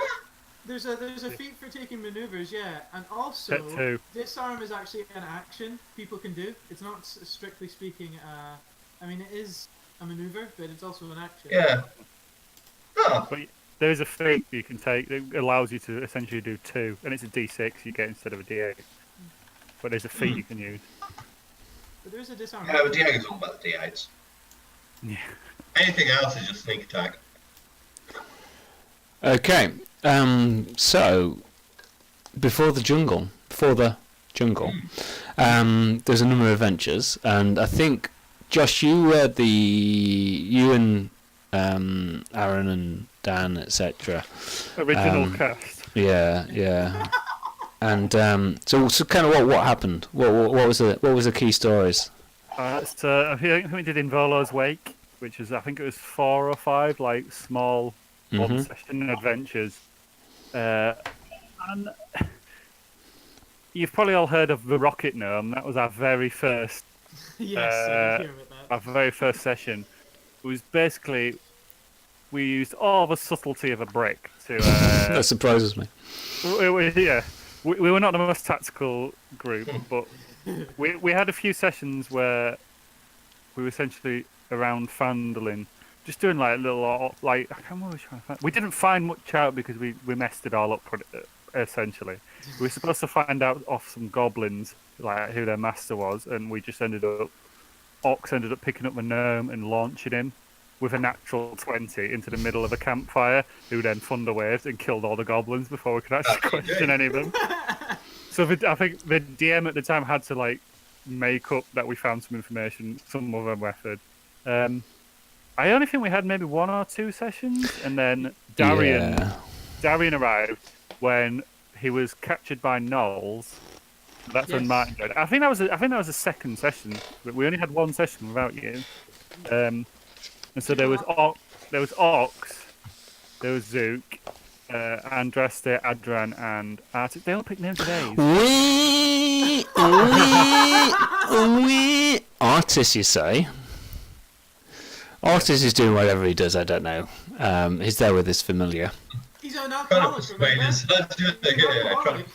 Yeah, he's drinking. He's having a glass of wine, and he gets through the post a squarish bag, opens it out, and it's a gentleman's wash kit bag, which is the vague gift that you get for someone you don't really know. But it is emblazoned with the royal insignia of Tethia. Oh. The Queen? The Queen. The Queen drew out Artis in the Secret Santa.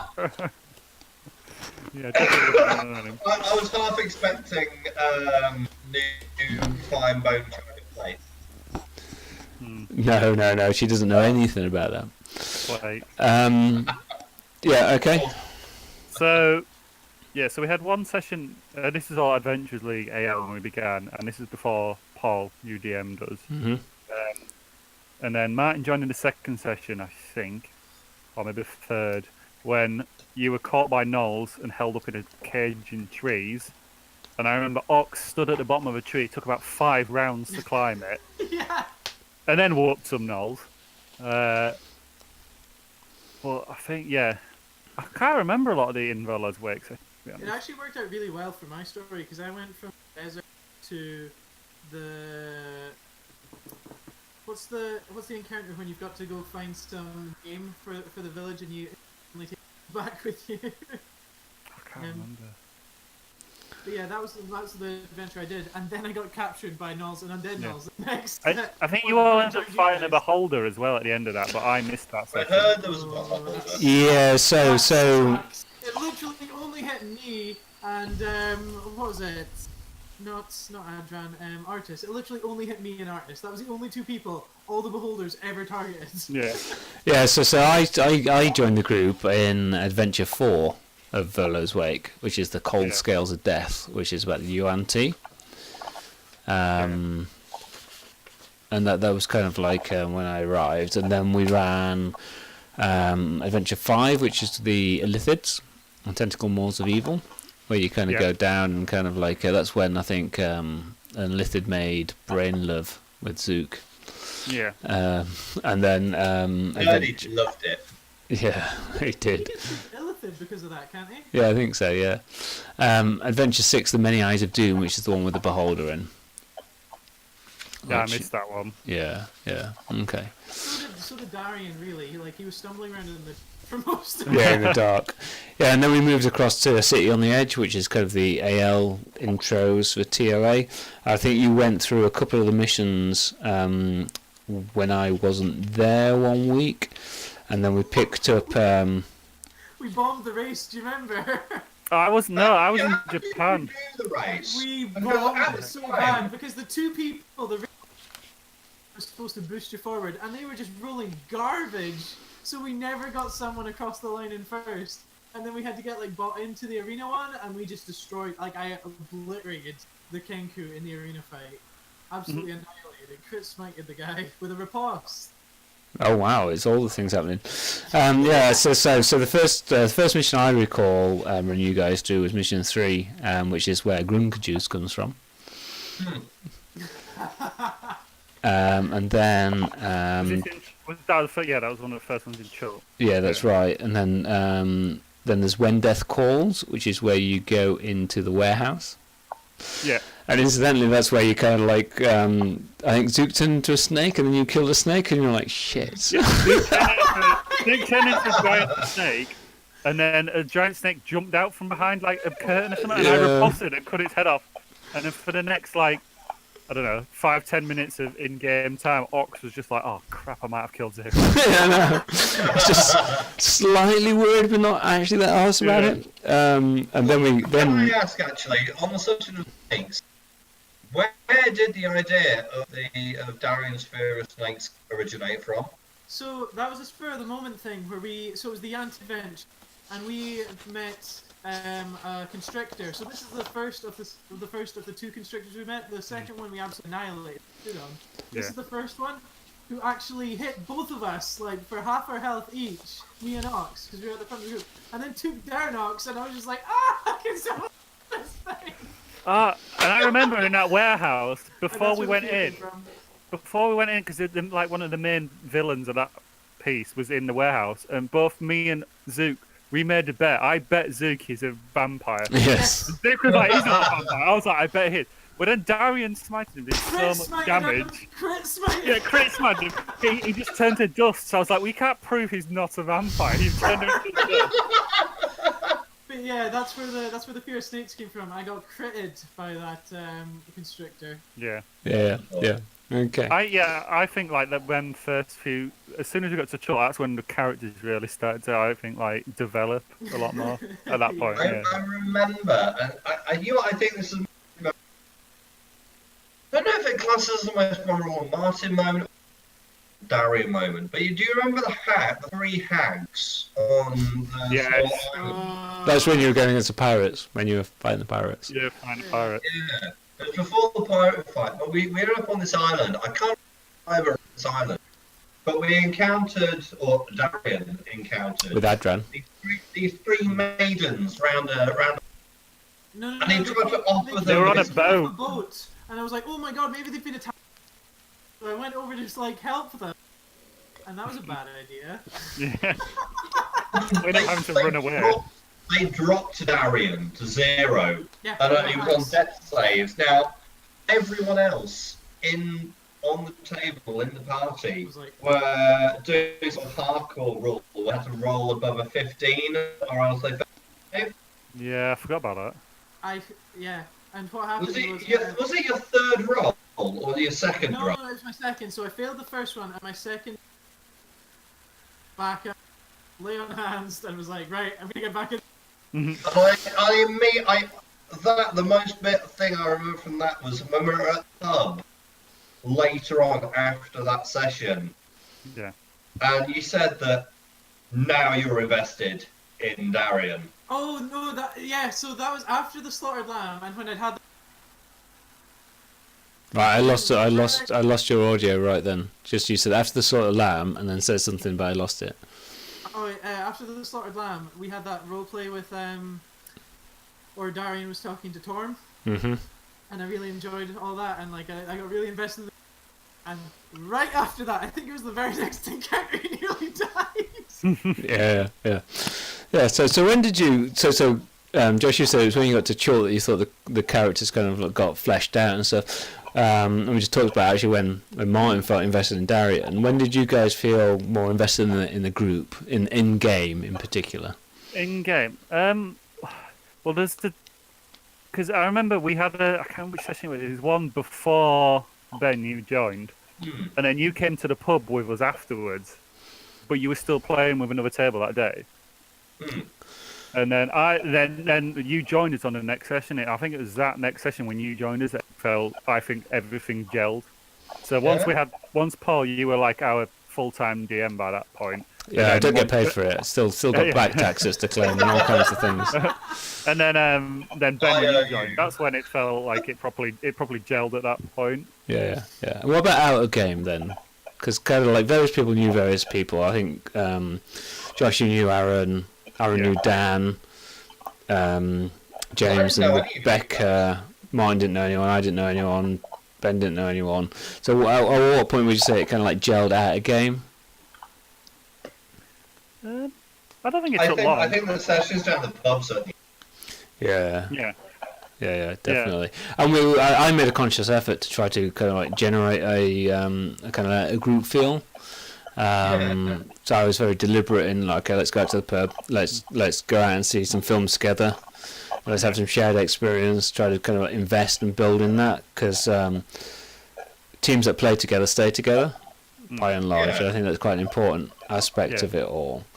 I think because of the room we were in as well, we ended up kind of on a table at the edge of the room, and we were quite noisy compared to. We were a naughty table in some ways, so like we felt like we gelled because of that in many ways. That's the reason we were on the outer skirts of the room, is because we were so loud. Yeah, well, we were having a right laugh. I always felt as well, like in terms of us being the naughty table.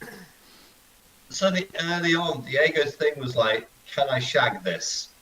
And you just went with it. Well, wouldn't you? Well, I don't think any DM, any other table would have been on board with that. Yeah. Oh, my basic principle is if it sounds fun, go for it, and always the GM should be the player's biggest advocate, which doesn't mean that you're not wanting to put challenge in the way or complications. And you'll have seen from the Circus Star game, I'm a big fan of complicating people's lives. But if you're not rooting for the players and trying to give them every and also the rule of cool. Yeah, the rule of cool just wins in my very simple view of the world. Okay, so I guess what we're saying here is we're a year and a half down the line. We have played, some combination of that group has played a D&D game pretty much every week. Yeah. Not always the same set of people, but certainly the same kind of like drawn from the same group, and we've managed some very kind of substantial changes. Martin's gone to, I don't know where the fuck he's gone to, but it's some far reaches. It sounds really cool. Yeah, he's gone to like Rohan, is like out there somewhere, which will explain why the internet is pretty shit actually.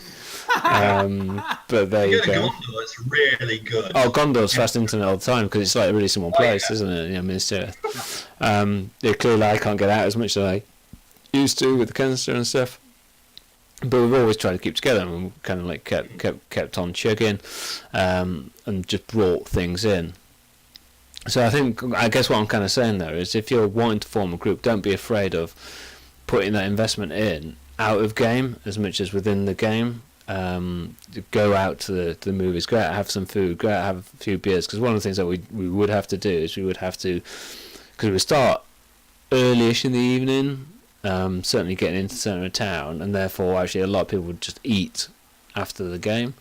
And it creates bonds, and you create the stories and the narrative that we're all telling ourselves as we are doing now. So I think it's quite important to kind of doing that. So let's move on to TOA then. So 2 of Annihilation. Sorry? Can I just add a little bit to that as well? Yeah, go for it. Yeah, and another thing I feel like, if you're just talking to people generally playing D&D, there's times where you're like tired after work, or where you've just had a bad day or something, and you're not sure about like turning up sometimes, but like and if you're a very like introverted person or very shy, or like there's other hang-ups you have, I would say always go. Like, never go on that instinct, because you always have a great time if you're with like people. If you've always had a great time with them, you're gonna have a great time with them, even if you're not feeling yourself that day. That is very true.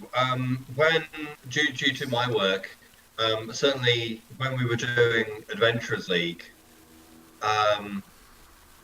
Wednesdays were arguably my worst day in the week. They were the week in which the kids that I work with, because I'm working at school, were highly irritating and just made me absolutely miserable. There was always something to look forward to. My handsome face. D&D with you guys was that. Yeah. Oh, D&D. Oh, right, yeah, okay, fair enough. with you guys. Yeah.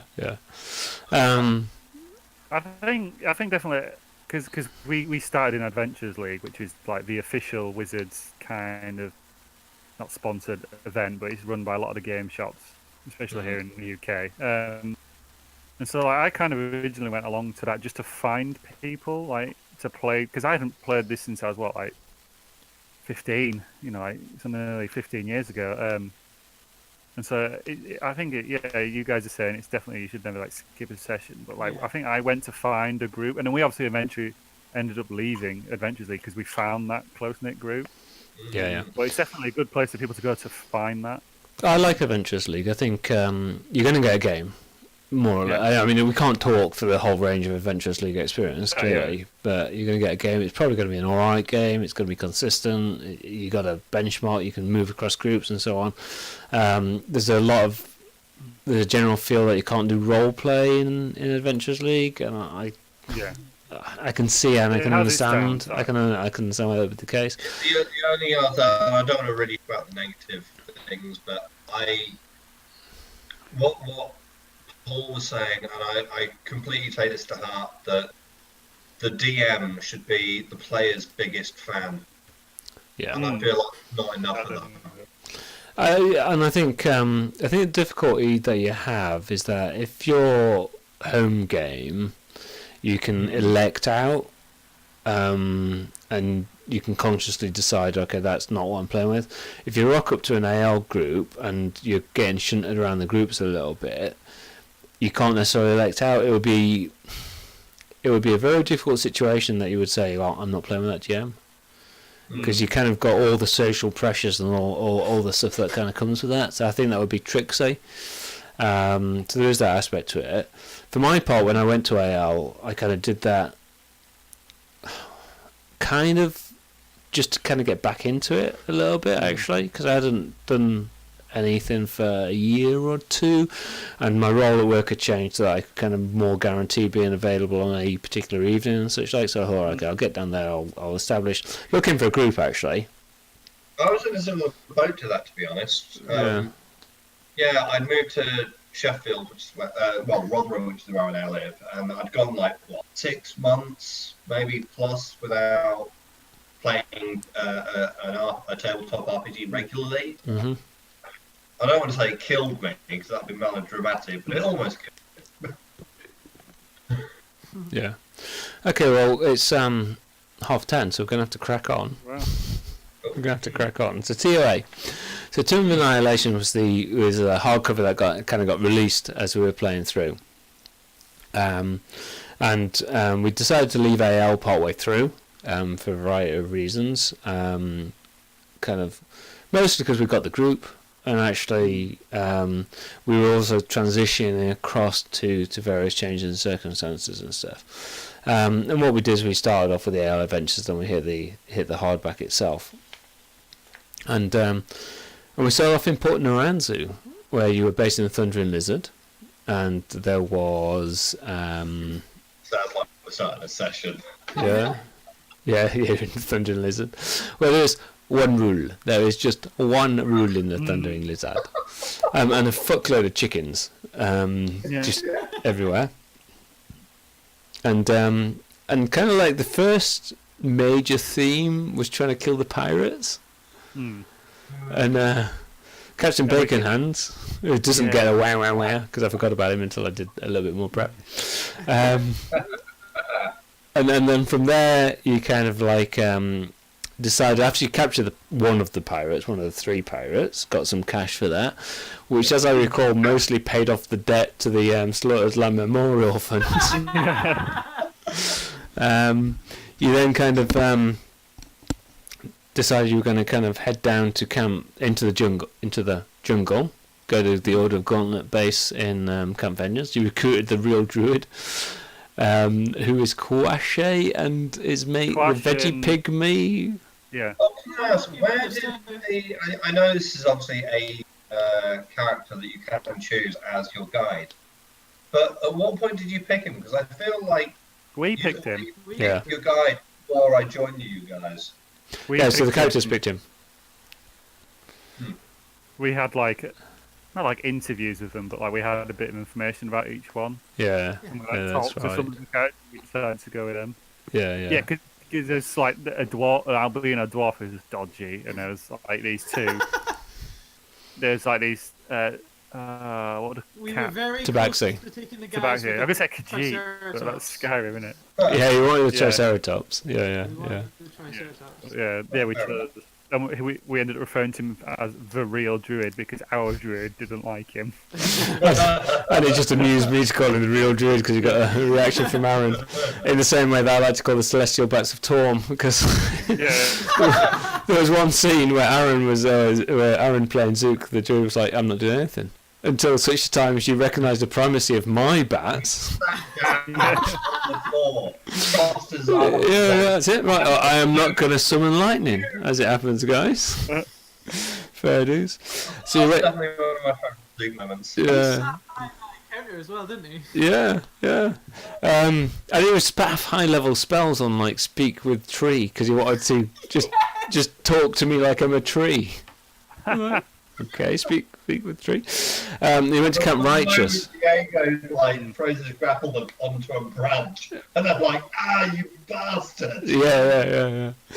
And you went to Camp Righteous, which is where we first learned about Darren's dislike of traps. I fell into that trap twice. Yes. Oh yeah, I forgot about that. Yeah, And then into there's a point when Ox and Darren were like together on a Without ledge. you. Yeah, and it was a fire and also. yeah, and then you went to Camp Vengeance. About Darian's like for Half-Orc. Yeah. But in between Camp Righteous and Camp Vengeance, I think it was the Halloween session. Yeah. So can anybody remember anything about the Halloween session? Do you want to just quickly talk about that? I played Baby as a versions savage of my barbarian. character. Aaron turned on us, I think. The hag who was there, who you didn't kill, as it happened, she managed to escape. Yes. She is busy knitting with her knitting needles. That they struck people with. Yeah. Oh man, I forgot about that. Yes, so I'd said to the players actually, I said beforehand, okay, right, this is a Halloween game. It's supposed to be a little bit horror. It's supposed to be in your face a little bit. So is there anything? He certainly got into Dan's face. That was hilarious. Is there anything that is out of bounds for you as people? I don't want to trigger anything. I want to be very sensitive to kind of stuff. And some people are like, right, kind of like Personal themes. space. Yeah, themes that deal with rape, I'm just not interested in. Themes that deal with other things, so on and so forth. Okay, cool, understand that. And I went to John Lewis before the session and bought a set of knitting needles. I you on the way. Yeah, you met me, didn't you? Yeah. It's kind of, I'm not telling you what these knitting needles are for. And I played the hag as just slightly freaky. So I was well into kind of like people's personal space. Honestly, That was really awkward. I do think did I lick someone at some point? I kind of like almost. Maybe. Aaron. But you really got down. I think I sat in his lap actually. Yeah. as it kind of like happens. Now the group knew that I'm gay, but I think I've just come out on YouTube, and maybe that bumped the ratings up. I don't know, and I think that fact was possibly playing through Dan's mind. He was kind of thinking, "Does Paul fancy me? Is this just foreplay? Are those +3 needles?" He handled it really well. Available. If Dan watches this, Yeah. He's our viewer. Yeah. Have we got this fixed yet? Adran! Yeah, we've done Adrian. Well, we haven't actually. He gets a badger suit for when he goes out partying. Okay. I lost the audio there. Oh, okay. Yeah. So anyway, so we had our Halloween session, and then we did Camp Vengeance, where the scene of Commander Breakbone played out. Darren made an enemy for life and beyond. Beyond his life. and there was the zombie raid, and basically what I was doing is you kind of like TOA sort of almost as a hex crawl, and what I would do is to prep the session I'd roll a few random encounters, I'd kind of like work out how many days it was, roll the dice, and we'd kind of like do these. But ordinarily what I would do is rather than doing an encounter that afternoon and then an encounter the next morning, I'd roll the encounters into each other. So if I rolled one encounter per day for 3 days, I would just have that as one elongated encounter. So you'd maybe find a T-Rex, but the T-Rex was being chased by a group of wraiths. So and then the raptors would come because they'd been stalking the kind of like race, just kind of get the way going. Was that how the adventure and those blended together? So you don't have to actually say that closer to the mic. Well, the bit in which we found the goblins that fought. Yes. On each other. The Battery stack. Was that blended in with the other encounter? That's exactly right. Yeah. So there's an encounter where you meet. Yes, there's an encounter where you meet another adventuring group, and I think the random encounter says they may attack, they may not, based upon the situation. And there's an encounter where you attack the Battery, or you get captured by some goblins. I didn't know this. Did not know this. Yeah. So my usual style is just. One of Diego's most. Yeah, when he with the Timoran priestess. So I would just blend them together, or maybe I'd like offset them, because one of the problems with D&D 5th edition certainly is the one encounter adventuring day, which is where you can spaff all your kind of abilities just not one encounter, then rest and get them all back. So just rolling these encounters into each other was something that I was kind of like keen into. From Camp Vengeance, you went to Nanny Poo Poo, and then you went off to the Oracle, and then we had a bit of a set piece where you fought the other pirates, but also Cinder, the dragon, was there. And this was around Christmas time, as I recall, and we did it as a bit of a kind of like special. Yeah. Yeah, and one of the things I did there was kind of like give some of you guys, the opportunity to play the other side. So in some of the scenes where half of the party sneaked into the pirates to try to parlay with them, I was like, okay, guys, right, you guys aren't involved in that infiltration mission. You should play the pirates. So what was that like from your point of view?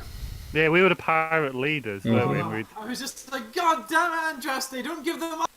And I was like, I had to play a... Yeah, we essentially convinced... We will require all the golds.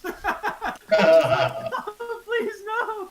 Yeah, so we convinced Andraste to give us all the gold, but we were the villains at this point. What am I going to see? Yeah. And coincidentally, I really went to get got that my there. deception rolls at playing a pirate. Yeah. To try and swindle you all. It's very funny. Not Diego's finest moment in the slightest. Yeah. And but you eventually killed Cinder, and I actually think that I misplayed her. I think it's her tactics. I think I could have made that a bit worse for you guys, and it's a little bit of regret that actually I didn't do so, because dragon slaying should be a thing. And I think it was Ox was MVP in that battle, because you had you got the blessing of the Dragon Slayer or Dragon's Bane on your sword, haven't you? In one round I did about, was it 97 or 103 Yeah, it was damage? substantial. Substantial. Yeah, a substantial amount of damage. And then you kind of like sail back to Port Naranzu, I think, or you got the magic carpet from Kaliel, actually. Yeah. And then you kind of like went back down, having established where the city of Omu were, but you met Valindra. And try to kind of deal with her. I don't quite know. I mean, well, what did you feel like about meeting a lich that didn't immediately kind of spring out and attack you? What was that like? Well, I remember it was scary for me because,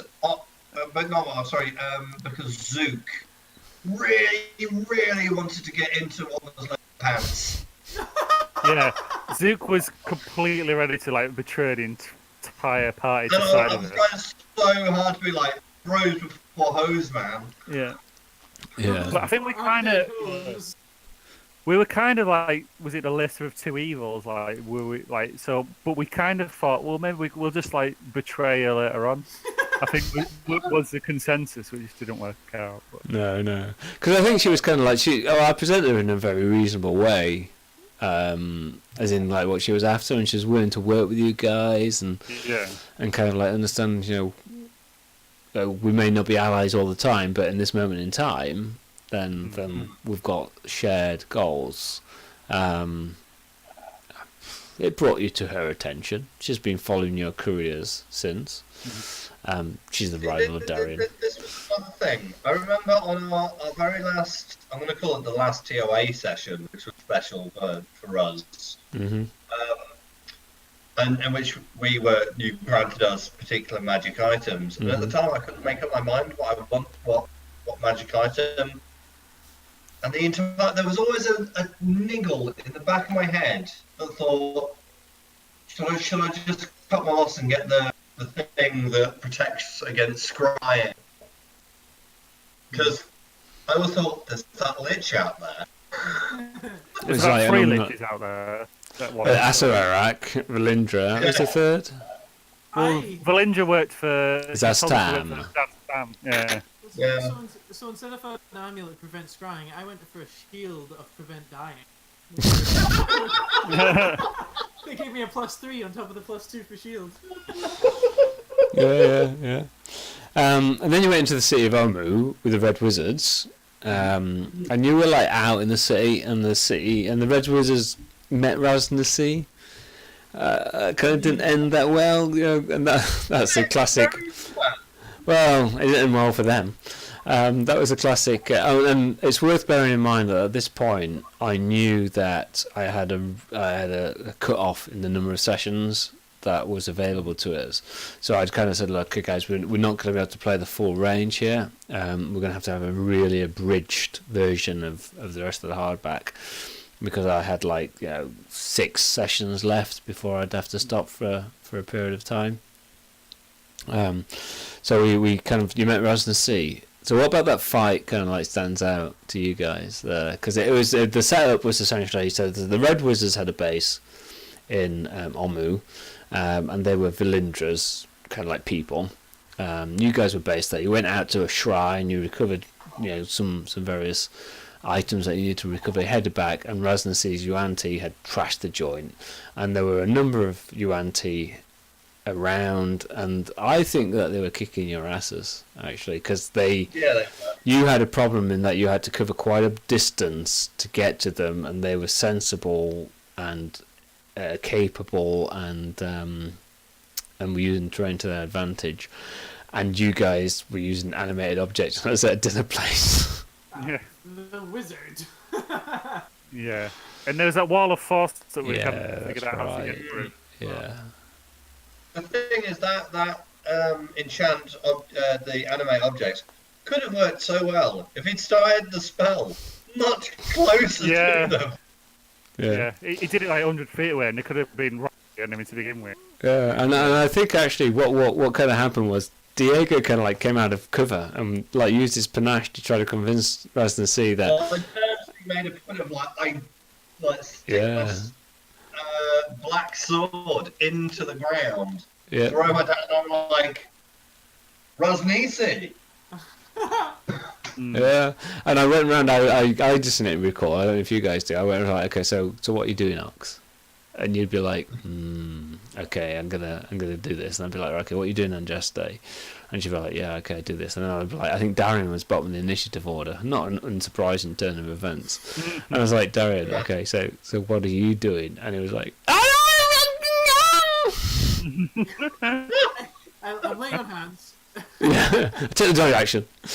I think incredibly reluctantly, actually, you decided that you go along with this, but you went along with it. Because I just gotten into melee with their line. Yeah. But at that point, I said, I think I role played it out, but I think, leading up to that, I was like, I'd like to use my panache to try and persuade him down. And you were like, are you going to talk to him, are you? Yeah, so I probably did lean forward and stroke. And at that point, light bulb, no, not a light bulb, a fucking siren went off in the back of my head. Yeah. And then you went into the Tomb of Annihilation, for which there are many traps. but more traps than you guys encountered. I fought the hags, fought the soul monger, and then kind of eventually kind of offed a Serarak, which I hope felt. That although it wasn't, I'm not going to say it was one of my worst moments. Most like on the edge of my seat. I'm going to squeeze my arms together so I don't shit. Kind of moments was the 3 chests. Yeah. Thing, when you reintroduce Tech. Yeah. Yeah. And it took us like an hour and a half to get to them as well. Through that I didn't play with a dice tray and a very chunky D20, as I call the Diego die. And it rolled very, very cold. And it cocked.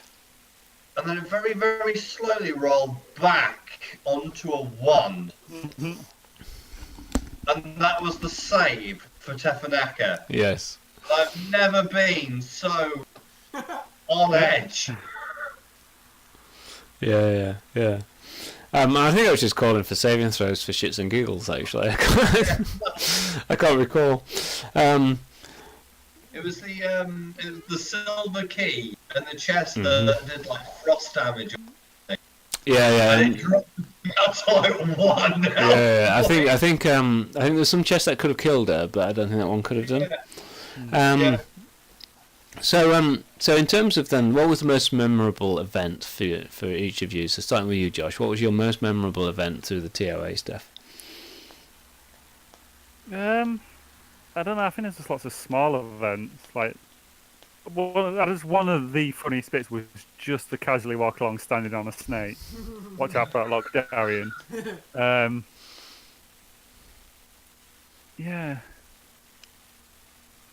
Or like Diego and Andraste riding the back of the first T-Rex. Yes. And Zook refusing to fight. Surrounded by his celestial backs of Tor, and then Darian just pulling out a turn undead and everything running away. I was gonna say, yeah, that was probably one of my everything just ran away. I was so glad that they get the kill against the race. And then I went up and I turned nearly everything in. Yeah. And for you, Ben, what was the memorable events from TOA that we maybe not covered already? Well, like Josh said, there's so many. Yeah, and if you're wondering if whoever be wondering about what adventure to buy and get Tomb of Annihilation. Yeah, it's good. Cool. Yeah. But there are so many. I think in case of TOA, I think how we built so much on Tefanaka, and there's now a key player in the circuit. In terms of circuses, if I divert for a moment. Now, Diego stuff and like what I've introduced you, Paul, you've absolutely just built upon. Yep. So if you ask me what my favourite NPC would be, it would be, well, Danolo. Danolo is great. Because the amount that you built on Diego's family, Danolo's just a great character. for the reaction. He's just a great character. Yeah. There's so many fantastic moments, but yeah, I think partly Danolo and also how Tef has just developed into a main player has been fantastic. And as a GM tip, started as a random encounter. And I'd say as a GM tip, what your players show interest in should guide what you show interest in. So if your players kind of like go down that alley, then the alley is interesting to them. So make it worth the interest. Sometimes it's worth just saying, like, there's nothing there, because that kind of creates a sense of disappointment, but a realistic one, and therefore actually, you got to kind of keep it so that they don't always find the good things. But whatever your characters and players show interest in, you show interest in. What about you, Martin? What's your most memorable event in the jungle? And the reason why we just stop and pause is because the real druid talked like that. It's just just one of those shit things that we just do. It's almost branding, actually. Yeah, I was gonna say probably my favourite moments were after the slaughtered lamb, and that whole thing where Torm, and then the encounter after that we talked about, where he nearly died and then actually forced himself back up from death with an natural 20. Pretty much all of Camp Vengeance, to be honest, because he had that great moment, like arguing philosophy about the two gods and their like relation to each other and how things should be handled within the camp. That was so the good. fight afterwards, just that was a great set piece in general, and then just fun all around. Did I even smite something that fight? I'm not sure. The Channel Divinity felt good. Yeah. And one of the things I did is I gave everybody at various points in some of the sessions just like a little 5 minutes. So if you were going into the town, if you import nouns, I'd be like, okay, so what is it that your character's doing? And we just role play out these little vignettes, essentially, those story vignettes. Because D&D's a troop game, and I find this with a lot of role playing games is that you almost DM the party rather than the individuals, rather than the characters, and you get the good role playing a lot of times when you're DMing the character. So just like a 5-minute vignette around their character, and you're kind of able to play that interaction out. And the other players love it. They love observing this from their characters and from the characters. So don't be afraid. And I had that in my first session with you guys. The interaction with the dock prostitute. Well, she told you about 3 daggers, didn't she? I think. Yeah. That's like I sleight of hand a coin into a hand. Yeah. I remember it being into her cleavage. Well, it might have been. Yeah. But how do you sleight of hand that? How do you do that? You manage. Yeah. Just like, oh, thank you. And then There you go. Boom, it's in there, and she's like, I don't know what's so metallic in my tits. So for my part, okay, this is something we haven't mentioned yet. Was when Zook was his flying bear, and he came crashing down into the kind of like, I can't remember how he described it, but it's basically like a bamboo cage. Yeah. And he basically thunder waved a la the slaughtered lamb in there, and I was describing body parts flying everywhere, people smashing through the cage, carnage essentially. Everything, like Diego was actually fairly close by. You described it as being like everything bullet time. Yeah, and Aaron's face was like, fuck, and he just glanced straight across to Martin, and he's just like, fuck. And then there was like, I can't remember exactly how I did it, but I revealed that these guys were pirates, and Aaron was like punching the air in glee. Oh, but it's alright, Darian, they were bad, they were pirates. I've done a public service. And it was so genuinely driven. There was no distinction in that moment between Aaron and Zook. They were one and the same personality.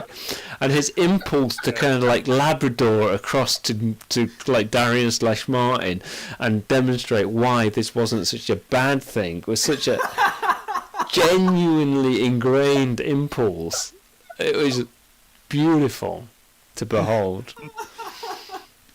I remember that because I couldn't get to call that.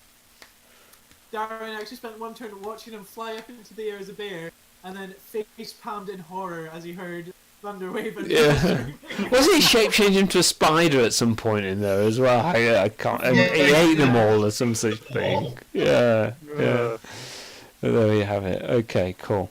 And then you headed back to the port. So then you were victorious in the Tomb of Annihilation.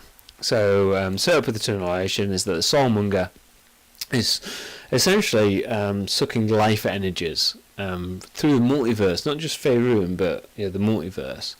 In Azarak is trying to turn it into fuel it to become God or some such thing. And you guys defeated Asurite, destroyed the Soulmonger, and became the champions of Chult. Head back to Port Naranzu. Everybody's kind of like, wow, this is brilliant, it's amazing, you guys have sorted the problem out. You're famous now throughout the lands of Faerun. And you're at 11th level. Yeah.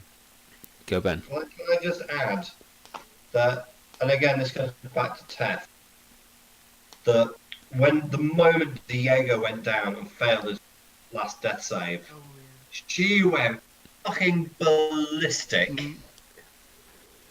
Yeah, she got a missile out and just rode it.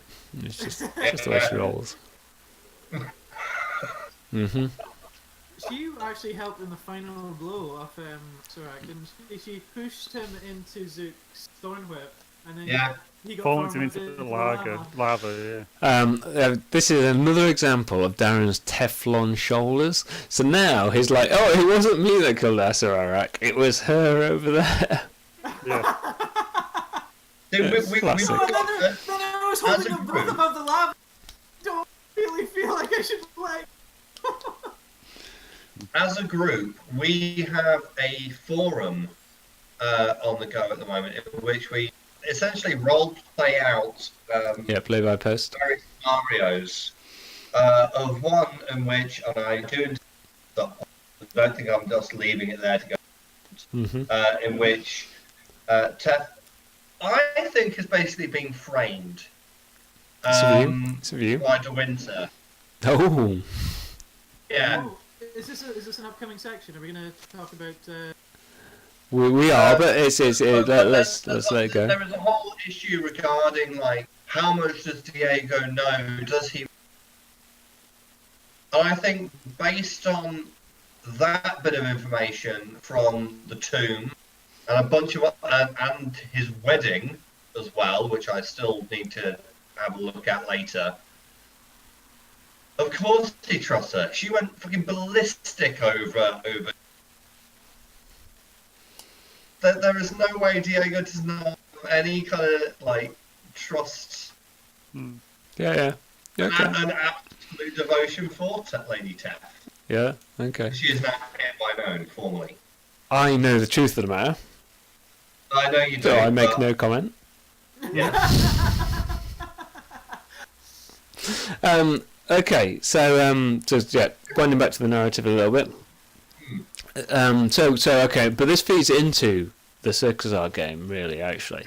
So you guys had risen from 0 to hero in actually not very much game time. In a vacation. It's a vacation. In the amount of time it takes to have a holiday, which is about a week. And in the last couple of days, you're checking your work email in case anything's blown up. But that presents to the powers that be a problem. So you've kind of got a lot of personal power, a lot of personal authority. You've got kind of your celebrities by and large. But the way in which D&D is kind of like constructed, Josh, we've been going on for a while in discussion. The way D&D is constructed, because he just sits on the floor. Not many people know this, but Josh is just on the floor right there. It's a tiny little room Yeah. and I ain't got a table. Really? What Josh doesn't know is that I'm going to kind of get some contractors around to create a pit trap. For him to stand in. So- on his lap. Yeah, So- standing desk. So the Lords Alliance, to which Ox and Diego belong, they've got a hierarchy. The Order of Gauntlet certainly has a hierarchy, and the way in which kind of like Dungeons and Dragons is constructed, as you're a higher level, you're just able to deal with shit far more. But the experience levels that you possess, your rookies, kind of like that organisational leadership, management, kind of being a power in the world. So the way I looked at it was kind of like, okay, well, how would the world react and respond back to you kind of having the nuke burn attached to you, and how would they want to test and understand the boundaries?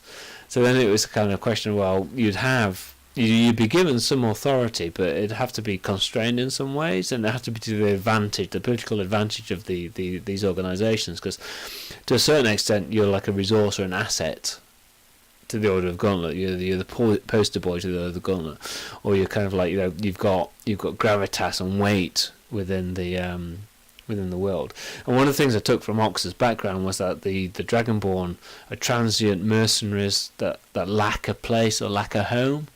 And from that kind of thought process and that kind of mulling things over, the Tales and Troubles game was born.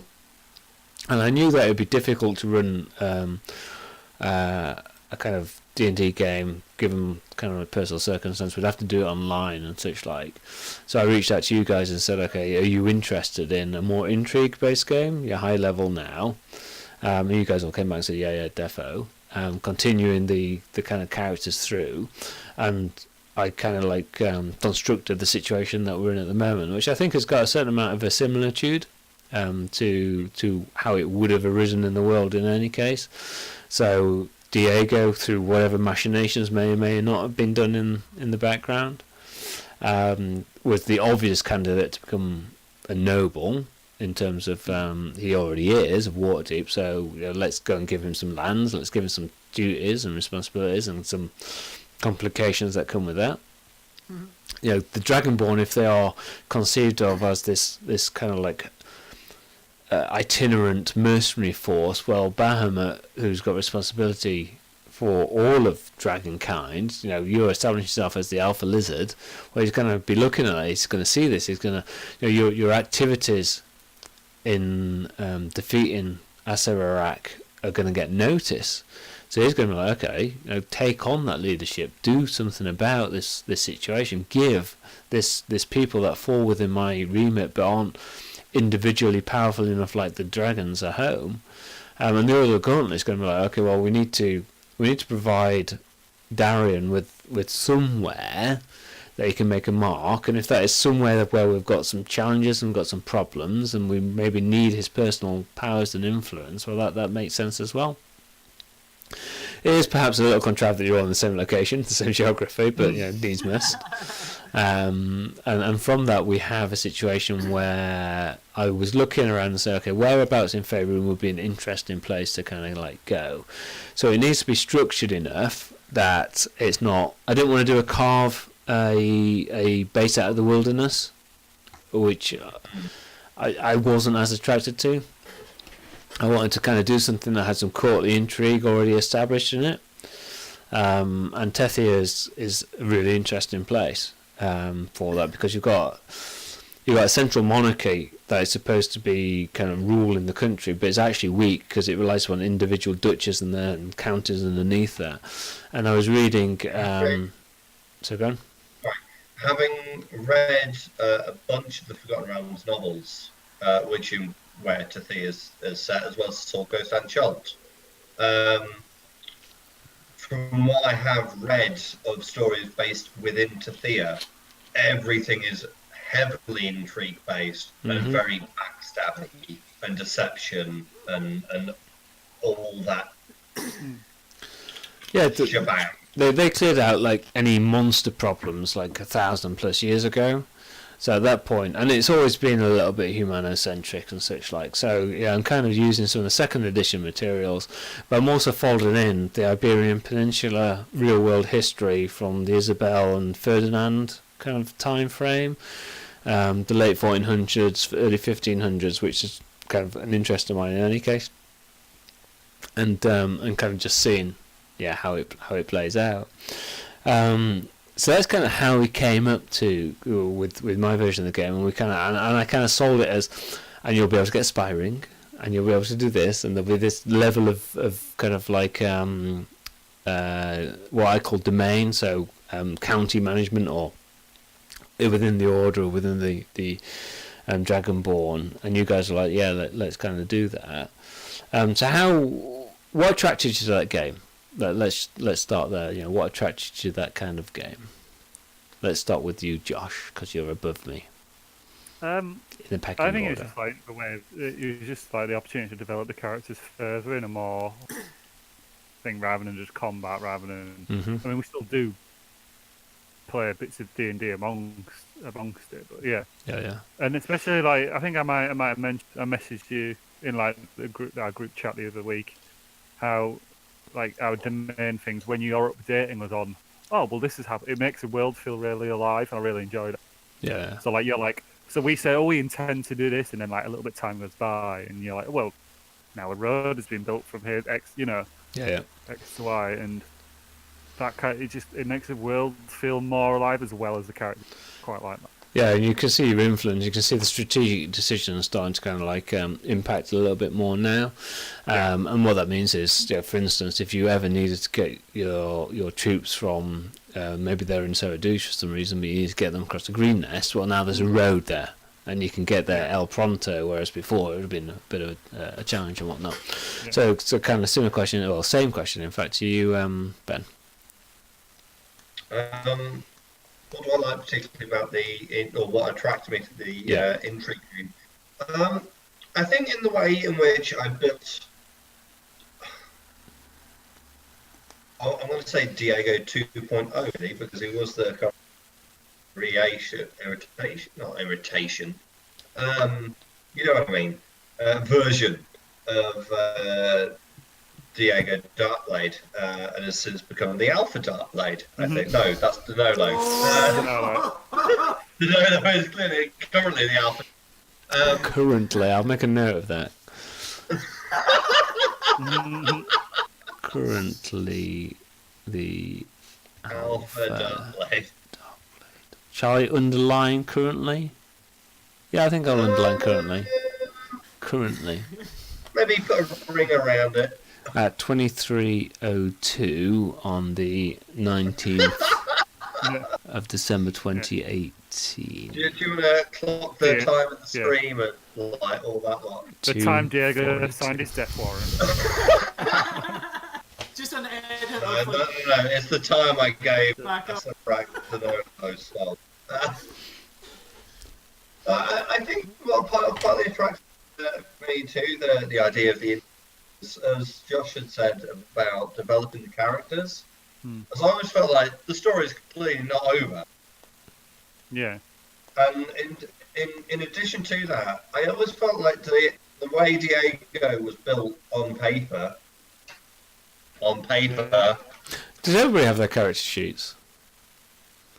Yeah. With me. Would have been like more very, very well. And that's some artwork from Rebecca did as well of us. Oh, wicked. Was very well suited to the idea of a very heavy RP-based game, and in particular, like we've had one or two games where the only role we've ever made has been one insight roll, and everything else has been role play. Yeah. Which I've absolutely loved. Yeah. And they're available on our YouTube channel. Not that I'm plugging anything. I think from mine, what I tried, especially, I think Ben just alluded to it, saying, we didn't feel like it didn't feel like it'd finished. Like the characters, there was definitely more to come. So I think it was definitely like just the opportunity to carry on playing with you guys was definitely the main reason. It'd be a shame not to carry on. Yeah. Us together as friends and the characters, definitely what. Yeah. And mine, what attracted you to the game? Yeah, I think everyone's covered kind of the same ground. I like the malleable world and how we can actually interact and change it. Just the last see the last domain action we did, where I was like, ooh, I actually did a thing that helped further the plot. Catch some not bandits. Catch smugglers. Brigands. Brigands. Catch some smugglers. Increase my renown with people, and it actually helped Diego get another domain action. I was like, man, I did good. Yeah. So that was really good. I'm looking forward to.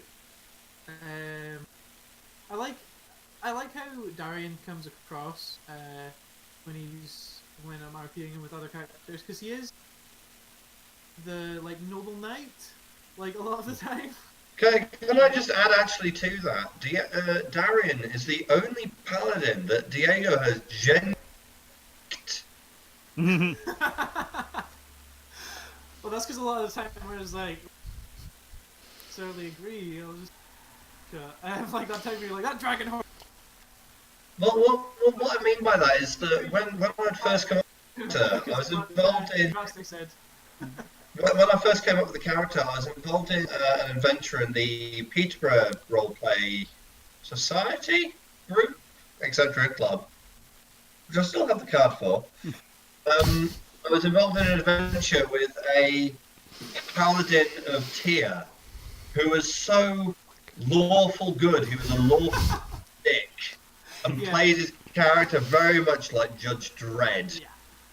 Tears. It was so self-righteous. Diego would do anything just to. So it's been an absolute joy to find a paladin isn't that. Yeah. I think Okay. partly as well to do with 5th edition, just going off on a slight tangent, I think 5th edition lets you get a little more wiggle room so you don't have to be the lawful dick. Yeah. And what was the other two things? Yes, I'm looking forward to using that charisma score, hopefully well, in social encounters. Yeah. Okay. And the last thing is, Paladins actually, I mean, it wouldn't stand out so much if we had other dedicated caster, and I'm off a decently high level. I still have a lot of utility spells like Detect Magic and Zone of Truth and other like little funny things I can do. Or smite slots, as they're often called in the trade. I'm like, Yeah. is this worth Okay. a smite slot? So so we moved from a very traditional kind of like D&D campaign with all three of the pillars involved to one that's narrowing the pillars down, not getting rid of the pillars so much. And different sessions have different emphasis. We some sessions when you're like the session when you're in the Feywild, that was more exploration and combat than it was role play. Though we never ignore the role play dimension. I think it still blew our minds. In what way? Well, I've never ever travelled to the Feywild for a start. I go there late Saturday morning. Hole's got a mirror!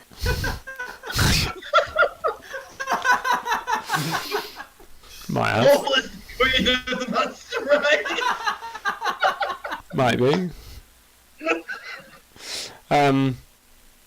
Okay. Anyway, right. So moving on a little bit then. So what have you done about your characters to transition them from I hit this thing to I lead this organisation? How have you changed your thought process around that? I think we definitely delved more into the background to kind of think about the future. So I definitely went into more like I never had like huge backstory for orcs until after the Chult game probably. And kind of I'm just saying, right? This is one sheet of paper here. Yeah. Is that mine? Yeah. Yeah. No, it's just a random sheet of paper printed with printouts on. Yeah, so I definitely went into a lot more detail into his background, like how like gets you more into his mindset. For Well, you can't see this is written in font 18. Yeah. Okay. So you thought about where I come from to say, well, where would I be going and such like. Yeah. Okay. Makes sense. What about you guys, Diego? Ben, Martin. I think there's maybe a bit similar to Octa's, but Diego certainly. Where does he fit in the grand scheme of things? Yes, he is the Count, but you've got this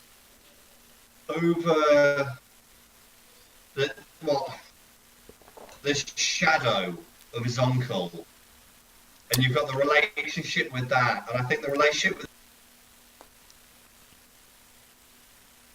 be it with his wife, with his uncle, and it's just built. And thank you, Paul, for this whole other Anytime. dimension. I'm not quite sure how to put it. Yeah, this whole Darkblade family's been a really good like development. It's been. Yeah. Well, it doesn't happen in a vacuum. I'm responding to kind of thoughts and actions and activities and interest demonstrated and energy that you guys give. So it's a symbiotic relationship. It's a multiplicative relationship where we multiply off each other. You don't add. It's not additive. It multiplies. So it kind of Builds. Yeah, in an almost exponential way. You guys take the journey. You guys go out into the city square to see what's under the crate, you guys stand on the mushrooms to make sure the red caps aren't coming to get you. All kinds of things like that. So Martin, same question to you. You know, how have you changed, or how has Darian changed in terms of the relationship that he now has with his people and leading that Order of Gauntlet castle?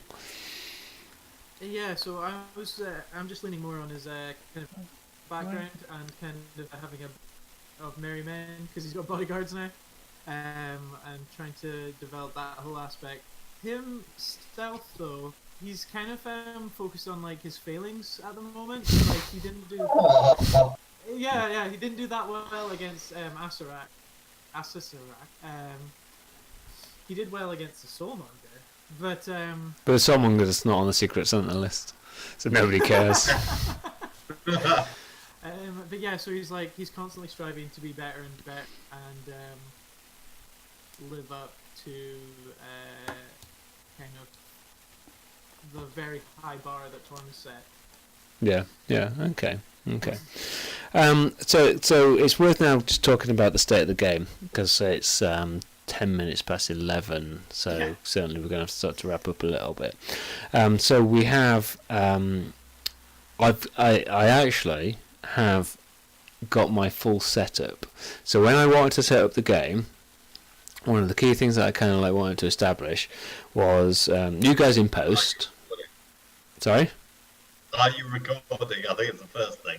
Yeah, well, that's always what I want to record. I'm recording. Are the audio levels about right? Because I often get that wrong. Are we likely to actually have any streaming? Those are the questions I set up. So I want to get you guys into post. So Diego as the Count of Circasar, Ox as the Marshal of Zed, Darian as kind of the Castellan of the Castle of Ilkazar, and it's worth bearing in mind that the county has a geography, but the Order of Gauntlet region that Darian works within spreads across a different geography. It goes into the Protectorate of Mintar, which is a different nation, so it kind of straddles that border. Okay, and that's just an interesting con. Also the Hawk of Alamander, yeah. Yeah. So then, what I also wanted to establish was a relationship with the with Her Majesty. What's her name again? Is Aeneas? I was wondering who was left. Secret Santa. So Her Majesty Queen Aeneas is in her kind of like long windowed room that you guys have been into, her private apartments in the castle in Daramar. She's talking to Isabel, her Visera, when one of her servant comes in and says, "My lady, we have been sent this package. The marks look as if they've come from Chult." She says, "Oh, fantastic! Some coffee. I've run out of coffee. I don't think it's that, my lady."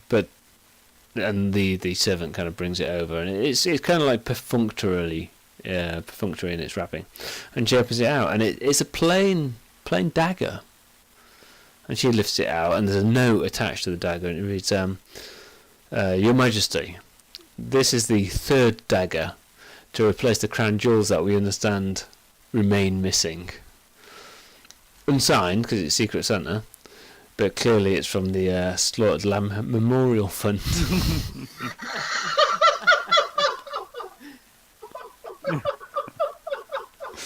Who have heard about her plight with crown jewels and have decided to replace them with the third dagger from Three Daggers, the Gladiator. The best thing was that actually Diego has those 3 daggers.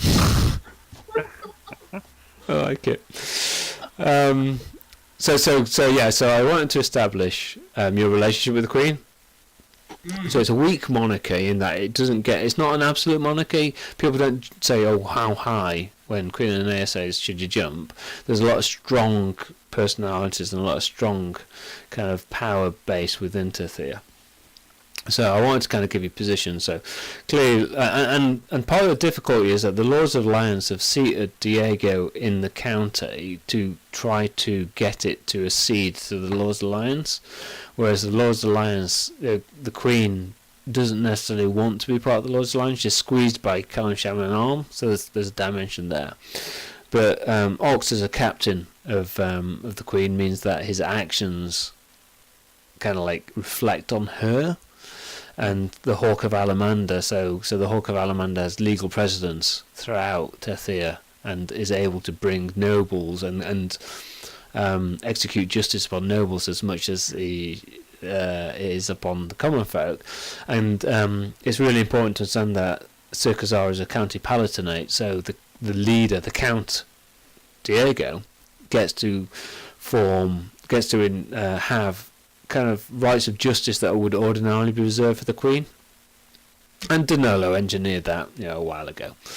As is his style in these things. But technically, being a Hawk of Alamander, and this would require some legal judgments, I guess. Technically, or in theory at least, the Hawk of Alamander is able to pronounce judgments within the County Palatinate, as he is able to in any of the counties or duchies within Tethia. So there's lots of like complications around that. So establishing your bases in Circazar, getting you there, establishing your relationship with the Queen, and then I wanted to introduce a rival for everybody, and I wanted to introduce a set of complications that you needed to manage so that your lives weren't as straightforward as you would imagine they should be.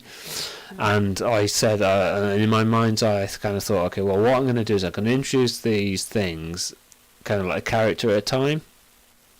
So Diego has his rival, Milady de Winter. He has his complications, the whole Danilo, the whole Queen, the Duke of Vela, all kinds of stuff around that. Darian has his rival in some combination of Commander Breakburns and Valindra. He has his complications in terms of the Vindicator. Is he heretic? Is he a traitor to the Order? The fact that the geography spans into the Protectorate of Mintar, and so on and so forth. All of these bother Diego, though. And they should do, but they're kind of like thematically centered upon one of the characters. I'm certain that kind of like Ox and Darian kind of worry about Diego's relationship with Danilo, and where will that place them, and what is this situation, as much as anything else. And Ox we've just started to touch on kind of, or we will start to touch on, because we've still got to deal with some of Darian stuff. But I will tell you as a spoiler, every rival is in play somewhere in the game. Already? Yes. Ooh. Oh, we need to find out about the Queen of the Masquerade and just so many other things.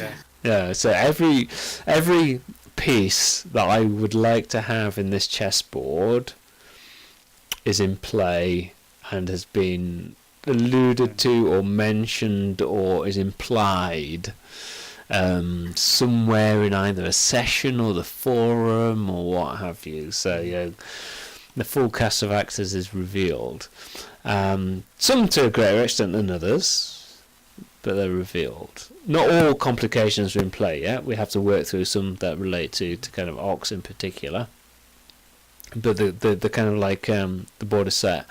And I will also kind of reveal to you guys, you haven't heard this yet, so we're doing XP now. So you all just made 12th level. The game caps at 20th.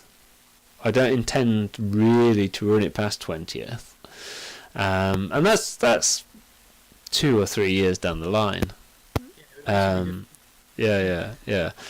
But I have in a document somewhere, and I don't want to. No, I'm not intending to railroad anybody or anything. But I have in a document somewhere the various campaign arcs that may well play out through to 20th level, and the activities and goals and objectives of the various antagonists as they kind of get out to that level. And there is a capstone boss at the end of this campaign, No. and you're gonna Do we want to take bets on who it is? you're gonna have to deal with some of your rivals and some of your complications until you fully establish where that capstone boss is. But you know, all the players are alive. They're playing the game. And in the Game of Thrones, you either play or you die. Okay. You win or you fail your death saves. Basically. So let's just roll up some of the kind of threads that might not be quite as apparent to people just from watching the episodes. And Ben, you mentioned about Tef and the subplot there, the subtext there. So Tef is a weird tiger. So do you want to just tell us maybe what her accusation or what is she being framed for? She is being accused of murder. Most foul. This is at a point in which it's at a point in the timeline in which we are still hanging around in deep, having a good jolly. Either the wedding has, I think actually at this point the wedding has not happened yet. Wedding has not yet happened. That is correct. Yeah, because I was worried about that. In which Diego has then gone to see and speak to one of the city watch captains. Mm-hmm. Captain of the Watch. Yeah, Captain of the Watch. In Castle Ward. Yeah.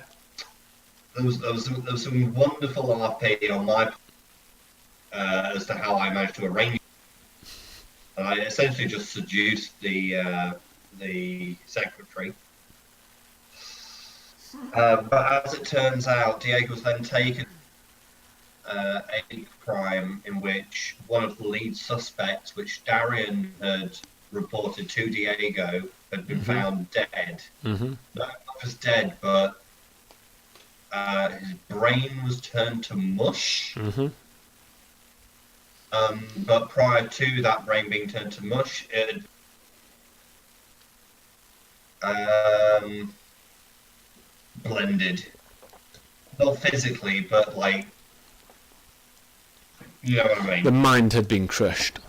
Yeah, the mind had been crushed. Yep, that's very true. Yeah. And some key parts of that exchange. At this point, though, the captain is asking, well, who does actually? So does Laeral Silverhand, which was very surprising, but Open Lord, you know, her business as well, I guess, as is everything. And let's not forget that there's a suggestion that she is a worshipper of Malar, the Beast Lord. Yeah, there was that, and there was a question. There was a question of. Like you mentioned her being a worshipper of Malar, but my point, which actually I will bring forth in a thing in the forum, hopefully over Christmas when I get the time. Yeah. We made such a big deal about her choosing who does the ceremony of the wedding. Mm-hmm. Yeah, she was very strong about having a priestess of Selune there. Mm. That's pretty much where we've got up to. Yeah. But that's a slight, I guess, spoiler into what part of my response will be to that thread. Yes, absolutely. And Lady Tef, she takes a couple of days, a couple of nights, 2 or 3 times. You know, she heads out every so often, out into wherever she goes, because nobody really knows at the moment. Okay. I also think that Lady Tef really nice ring as opposed to Tefanaka. Lady Tef, yeah, it flows a little bit more. So one of the other story threads that we have that's currently kind of on the back burner is Milady de Winter, the Feywild, the Crown Jewels of Tethia, the Queen of the Masquerade. You know, what exactly is going on there? So Milady de Winter is essentially seducing her way through any number of nobles, and kind of like the male nobles become lapdogs to her, and she's attempted to kind of work with Ox a little bit. And she's somehow connected to the Feywild. You know the name of the Queen of the Masquerade, and they've taken items of power and status into the Feywild. And anybody who knows about the Feywild will understand that they will resonate there. You know, the crown jewels of a earthly monarchy will certainly resonate something in there. So, what is the game that's underway there, and how is that going to play itself out? We have. What is the game that Donolo is playing? I've in my notes it says Donolo's long game, because 10 or 15 years ago he was a mercenary, possibly wearing full plate armour, though nobody's ever seen him wear that in the current day, and he is he managed to, as far as you can see, manipulate the Queen into making Circa Zara Palatinate, so it gave powers to the Count. He was never the Count. I'm pretty sure he embezzled. There was an accusation that he embezzled substantial... there's an accusation, actually, more precisely, that he extended the war with the Protectorate of Mintar to his personal benefit as the mercenary captain, and that when it looked like it was going to finish, he left with substantial kind of items of value, not least of which would have been some Umladrin gems that resurrected and kind of like brought back to wealth the Dark Blaze in Waterdeep. See, this is what I mean about like how much you to Diego's character. Well, there's Just stuff like that, which was just fantastic at the time, and still is. And those gems we've been asked to go and fetch, haven't we? Yeah, so that's the other thing that kind of has been a little bit dormant. So the Umladrin gems, so in the game, the Umladrin gems really amplify magic, particularly kind of teleportation magic. Mm. You know, think about what Secret Santa Donolo delivered to Zook as an example. Yeah. Okay, let's just think on what that means. Horrible. And those Umladrin gems are incredibly rare, and they're found in the Umladrin Mountains. Now, Golakhanka, the Gold Dragon, and has agreed with Ox that you will tithe some of those gems to the monarchy, which will be massive in establishing kind of the Queen's position and funding and all that kind of stuff. But you know, there's some ogre uprising out there, maybe. And one of your commitments is in the next kind of year or two is to head out and to try to quell that, to be able to harvest the Umladrin gems. That's certainly an undertaking that Ox that kind of like said. So that's bubbling away somewhere, and you know, maybe that's linked to Donolo's long game. The Umladrin gems resurrected the wealth of the Dark Blades. That wealth is possibly only going to last for a little while. Who knows? So you know what is this? The Lord's Alliance would certainly like a supply of those things. I'm certain the Order of the Gauntlet would as well, given the teleportation circles that they have in place that lead back to Eltergard. And then there's Commander Breakburns, and what are his motivations there? Certainly, he's creating undead. He's putting blue triangles on their head in kind of response to situations in short. But Faye has a little bit of puppetry kind of on the go there. Callum Sham has... I'd love to know more about Breakbones' like story from like the point at which we last saw him in Chult up to like what's happened now. I'll get his mobile number. Tragic. You just gotta get his villainous dog. Yeah. well, one of the reasons why Vampire kind of like behind the curtain is because I was looking at this, I was kind of thinking, right, you know, who would be a good rival for Darian? I was like, Breakburns, fantastic rival for Darian. you He was a know, rival the second they met. yeah, you know, and he's gonna want and he's gonna want to get his comeuppance. He's gonna want to get back into this. And I thought, well, the problem is there's now such a disparity in kind of like capability between 11th, 12th level paladin and fucktard.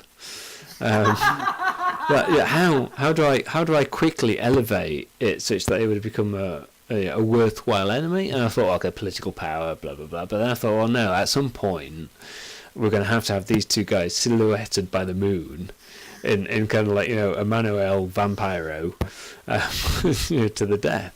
So how can I get it such that, you know, Breakbones would be a threat to Darian?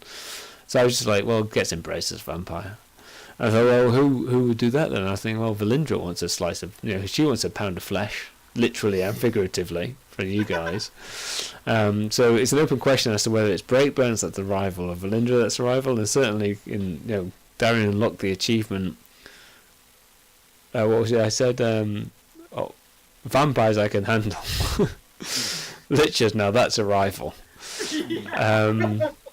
So yeah, Faye now has its kind of like little fingers in that pie as well.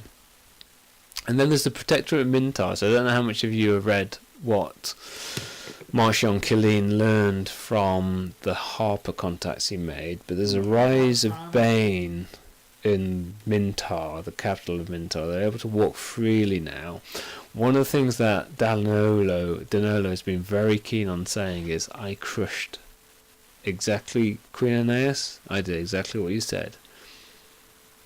Excuse me, I crushed the Church of Bane in Mintar. But they're back. What does that mean? You know, how does that play out? You know, what impact could that have? So those are kind of the main threads that are kind of like in play in terms of the plot at the moment. Okay. Right then. So I'm going to ask one last question before we close. What are you most excited about in the next kind of like phase of the game? So I'll ask that question to you, Josh. Probably finding out who my rival is now that you've teased it. I know. And I think, yeah, the Breakbones being a vampire, Valindra, all the villains are kind of. I'm looking forward to like where they lead. And that's going to be good. Yeah. Okay. Cool. Ben, what are you most looking for in the next phase of the game? Although it terrifies me, but more interaction. Probably more so than that, though, would be. Again, this is why I really need to that thing in the about where this whole thing with Lady Tef is going, because this worries the hell out of me. Yeah. Okay. There was in fact, actually speaking months back, in which now on the day of Diego's first wedding, the actual one that happened in Chult, Mm-hmm. the bitch de Winter presented him with a pearl. Mm-hmm. And at the time we were like, well, what the hell is this? It's just a pearl. What is this? And over the summer, although we weren't playing on in this style, we were still responding via the forum. And it was through some typed up RP that I found out that this pearl is one of the crown jewels of Thea. It was part of one of the crown jewels. Yep. Yeah, and I spent the entire weekend like. I'd like to apologise for that, but I'm not.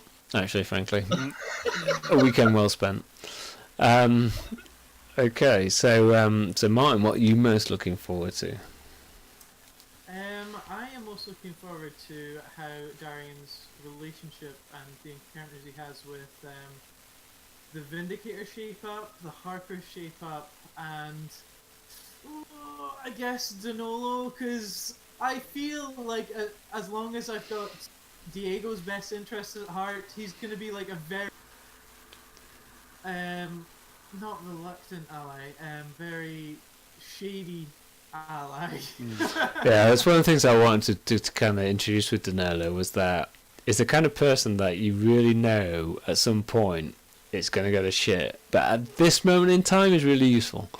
Yes. And at this moment in time is really useful. At this moment in time is really useful. At this moment in time is really useful. So you're never quite able to step off the addiction. Is what I'm kind of going for a little bit with Danilo, in all fairness. Okay, so it is 25 to midnight, which is 35 minutes longer than I normally am able to kind of last. So I can see we're all kind of like pushing on to kind of get to the end, which is understandable. Any final comments from you guys?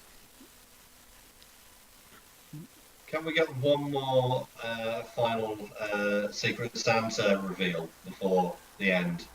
One more final Secret Santa reveal before the end. Okay. So,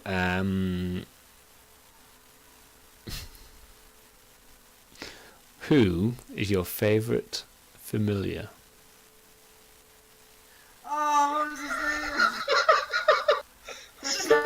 Yes. I hate that guy. What's his name? Jim. Jim! Wait! Secret Santa. So Jim is drinking a load of booze, taking the piss out of artists, as he is wont to do. When a package arrives, carried on the back of a pink toad, which you may recall was one of the characters that you kind of unlocked in that realm. Yeah, and he opens it up, and it is just a set of like really sexy underwear. And he looks at it, he's like, "What the fucking fuck is fucking on this fucking shirt for?" And he scrabbles to the bottom of it, and he looks at the site. This is fucking Zook's, and this is Zook's writing.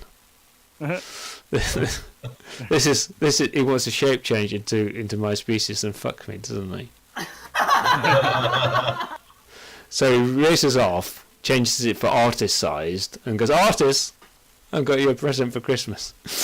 So that is your last. So any other final comments? Thanks for DMing this entire time. Thanks for playing it. I mean, like, it's true, you can't make a silk purse out of sow's ears, but I've been trying. That's just bullshit, no, sorry. No, you guys have been an absolute pleasure to kind of like play with. It's a really good backwards and forwards and building on kind of your ideas, thinking about it and developing it, perhaps, but you're pushing back and responding to the energy that you guys have been adding to the game. It's been pretty perfect in that way, in that response. You know, it's not a chore to think about what we're going to do in the next game, or it's not a chore to think about what we're going to do in the next session, and that's reflected by the fact we've got an almost 100% attendance rate. And kind of like, if we can't make it, it's for a genuine kind of I can't do that thing for the next, so we just reschedule. And that consistency and that knowledge that every other Friday we're going to be knocking up at a Circuzar game, kind of like Tales and Troubles game, it really makes it worth it for me. And it's huge fun as well, huge fun. So I'm going to finish on some quotes, some of my favourite quotes. When Dan said, "But it's not going to get that many crits, is it?" As it got exactly that many crits when he was fighting the Gorallons. Ox says, "I'm the alpha lizard," swinging at anything that looks like it's got scales. When there was discussion about the number of sexual partners that people had, and Adran said, "If trees don't count, I haven't had any." Ox, one of my favourite quotes from Ox, "When is the bear trap not the answer?" In the aftermath of the first wedding, when Adran says, "But my plan wasn't to turn into a badger, after the hags had polymorphed into a badger, on the basis that I knew the first thing he would do was dig downwards. Because it just put him out of the game for enough rounds that is substantial damage, and we need to cover damage. We'll come on to damage very soon, actually. Oh, yeah. Somebody... You're going to do that now and finish off with quotes? Yeah, I think I'll do that now. Yeah. Okay, right. So we talked about kind of like the way in which characters are developed and such like. Okay. What I've just done on the stream is I've just flipped across to a chart. You guys have got it in Messenger if you want to kind of look at that. So what this is across the course of about 5 sessions, I recorded the amount of damage that each player did when they hit. So this ignores a swing and a miss. But what it does is it kind of shows you some trends. So the filled dotted lines are linear trends for each of the characters. You can kind of see the key down there. And each of the hollow values is a single data point in the amount of damage that a hit did in those 5 sessions. So this is kind of like towards the back end of TOA. So you can see that Diego goes from being on average kind of like the lowest damage per hit through to being the highest damage per hit. So that rogue damage really kind of like scaled through that. Grey is... When you crit, it really counts. Yeah, Grey is Darian. I think it's sneak attack. I think you got another sneak attack dice, and I think that kind of shifted the weight. Darian kind of similarly kind of ramps up, possibly based upon smites. Ox remains pretty flat. Zook was never in the fucking combat anyway. What's Adran? Adran is Artis. Clearly did okay when he was using proper spells, and then he chucked out an animate object and it all went to shit as he kind of like dropped seriously.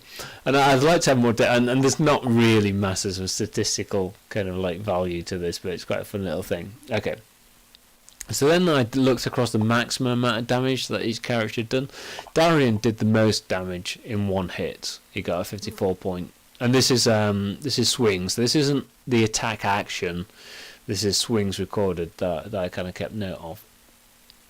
And then the maximum damage compared to Darian is simply a percentage. And what that is about, okay, well, how close were you to the max? How close were you to the best? And you can see Zook's down the bottom, and kind of Adran's pretty up there. And the rest of the guys are kind of like doing, half-ish of the damage. Minimum damage from a single hit. I'm amazed to see Andraste where she is on this chart. Because there were so many times in which she was absolutely mental. Yeah, so Andraste, interestingly, I would imagine that Andraste was probably very consistent. And interestingly, she did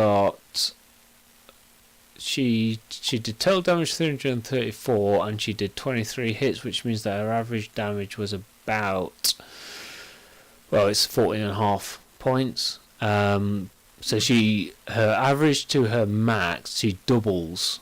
In fact, that's a ratio of twice as much. So when she hit and got damage, she did quite a bit of damage. And Andraste to Diego, there's just a point damage there, and there's 0.1. And given that how close you are in builds, that kind of shows actually that you were very close, very similar in terms of that. But we played them so different. Oh, very much so. Very much so. Okay. The minimum damage from a single hit. So Ox never did less than 5 damage, which is clearly it's kind of like strength coming into play. Yeah. Damage reduction will count into this. So some of the ones when you will have had plus whatever bonuses will be because of some damage reduction, or not damage resistance. Average damage if you connected. The interesting thing about this is kind of Darian's average damage there is 18.1, but his number of hits is really kind of low. So this gets impacted by outliers. So that 54 drags that up substantially because it's contributing a lot in comparison to it. Total amount of damage. Ox, with his average damage to hit, second lowest behind a non-combatant, basically, of Zook, his average total damage turns out to be the highest, and that is because Ox hits 45 times. Ox hits almost a quarter of the amount of time that you guys actually hit something. And given that there's 7 in here, that's it's a disproportionate amount of time essentially. And just Adran coming in second. Total amount of damage, Ox clearly, boom, it does more damage, and it drops off quite considerably. So these don't control for sessions played. So Artist is on there a couple of times. Diego is a little bit behind Andraste. I think that's because Diego burned actions doing cool shit. Yeah. When it takes when it takes you around to get onto the dinosaur's head, you're not doing damage. So, I mean, and this is the thing you got to take into account with all of this stuff. Fundamentally, this is if you hit how much damage you do. So it's an incredibly narrow view of the world. Yeah. Okay, number of hits compared to Ox. So Ox did the most. So what proportion of Ox's hits you do, and then what I'm calling the combat MVP, which is basically number of hits compared to Ox multiplied by the maximum damage. This is a really crude measure that kind of says, well, okay, what was your overall contribution in terms of number of times that you hit and the amount of damage that you did in a hit. So a very crude kind of measure, but you can see that Adran kind of is the MVP for combat. Ox follows that quite closely. Darian follows that again. Also worth bearing in mind, tanks tend to be in it more than the rest of the characters. So Unless you're a ranger. I wouldn't take too much. Ranged. And it was, and okay, so as a DM's point of view, it's one thing to kind of like think about, well, okay, how am I going to present a authentic challenge to these characters, because you don't want to just pull cheesy shit out of the bag all the time. So you want to construct an interesting challenge without always targeting the weak save or what have you. But because I had these figures, I knew in that final combat that I wanted to be really quite kind of like quite tight and really compelling. I needed to get Adran out of the game for a little bit, because he would basically just clear the slate with all the kind of the enemies. Once he got back in the game, he really did clean the slate. He did, yeah. So it was that kind of insight that kind of was worth looking at. Okay, so that's an interesting aside, I guess. Don't read too much into it, but looking down, somebody at some point in the game said it's the wrong badger, which I think was related to Zook again. Somebody said some insects aren't animals.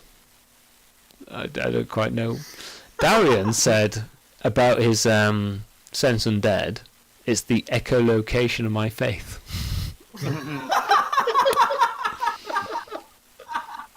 Somebody observed you could take a horse to mayonnaise, but you can't force it to drink, which I think... I had that on a achievement. Yeah, that might be it. That was the alchemy jug. Yeah, the alchemy jug. Darian definitely said to an enemy, "You are worthy of a high-level smite."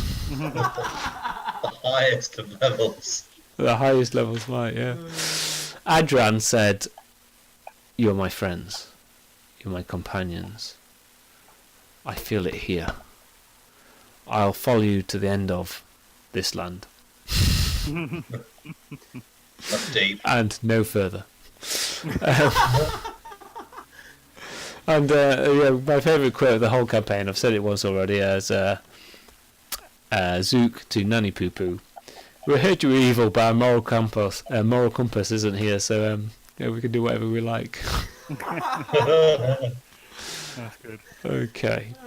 Does anyone else have a favourite quote before we go? I think you said them all that I can think of. Purified paladins. Oh, yeah, Yes, that's good that's one. one of them. The problem is there's so much stuff that we start recording at 8:15 at night, it's 10 to midnight, and we've scratched the surface. But there you go. Right, okay. So I hope everybody's enjoyed this. I hope the one person that stuck with us, hi Ben, hi Ben from our Waterdeep game, is has enjoyed as well. I hope the 10 or 15 hits that we'll get on YouTube really like it as well, but share it, guys. We will be back on the 4th of January 2019 for our regularly scheduled slot. Have a good Christmas, everybody.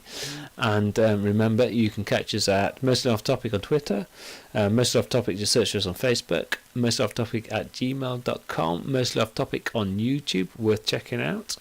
www. I said that for Joe. Mostly-offtopic.com on the World Wide Web. It's worth bearing in mind, however, that we do this for ourselves. There is intrinsic fun involved in this. Oh shit! You know what I haven't done? Hit the record button. No, you're taking I'm it. joking. I'm joking. Okay, cool. Yeah, it's not like I'm going to use hand puppets for you guys to replay it all. Okay. It's been a blast so far. So have a good Christmas, guys. Good New Year. And I'll see you on the other side. See you then. See you next year. Goodbye, everyone. Cheers. Bye.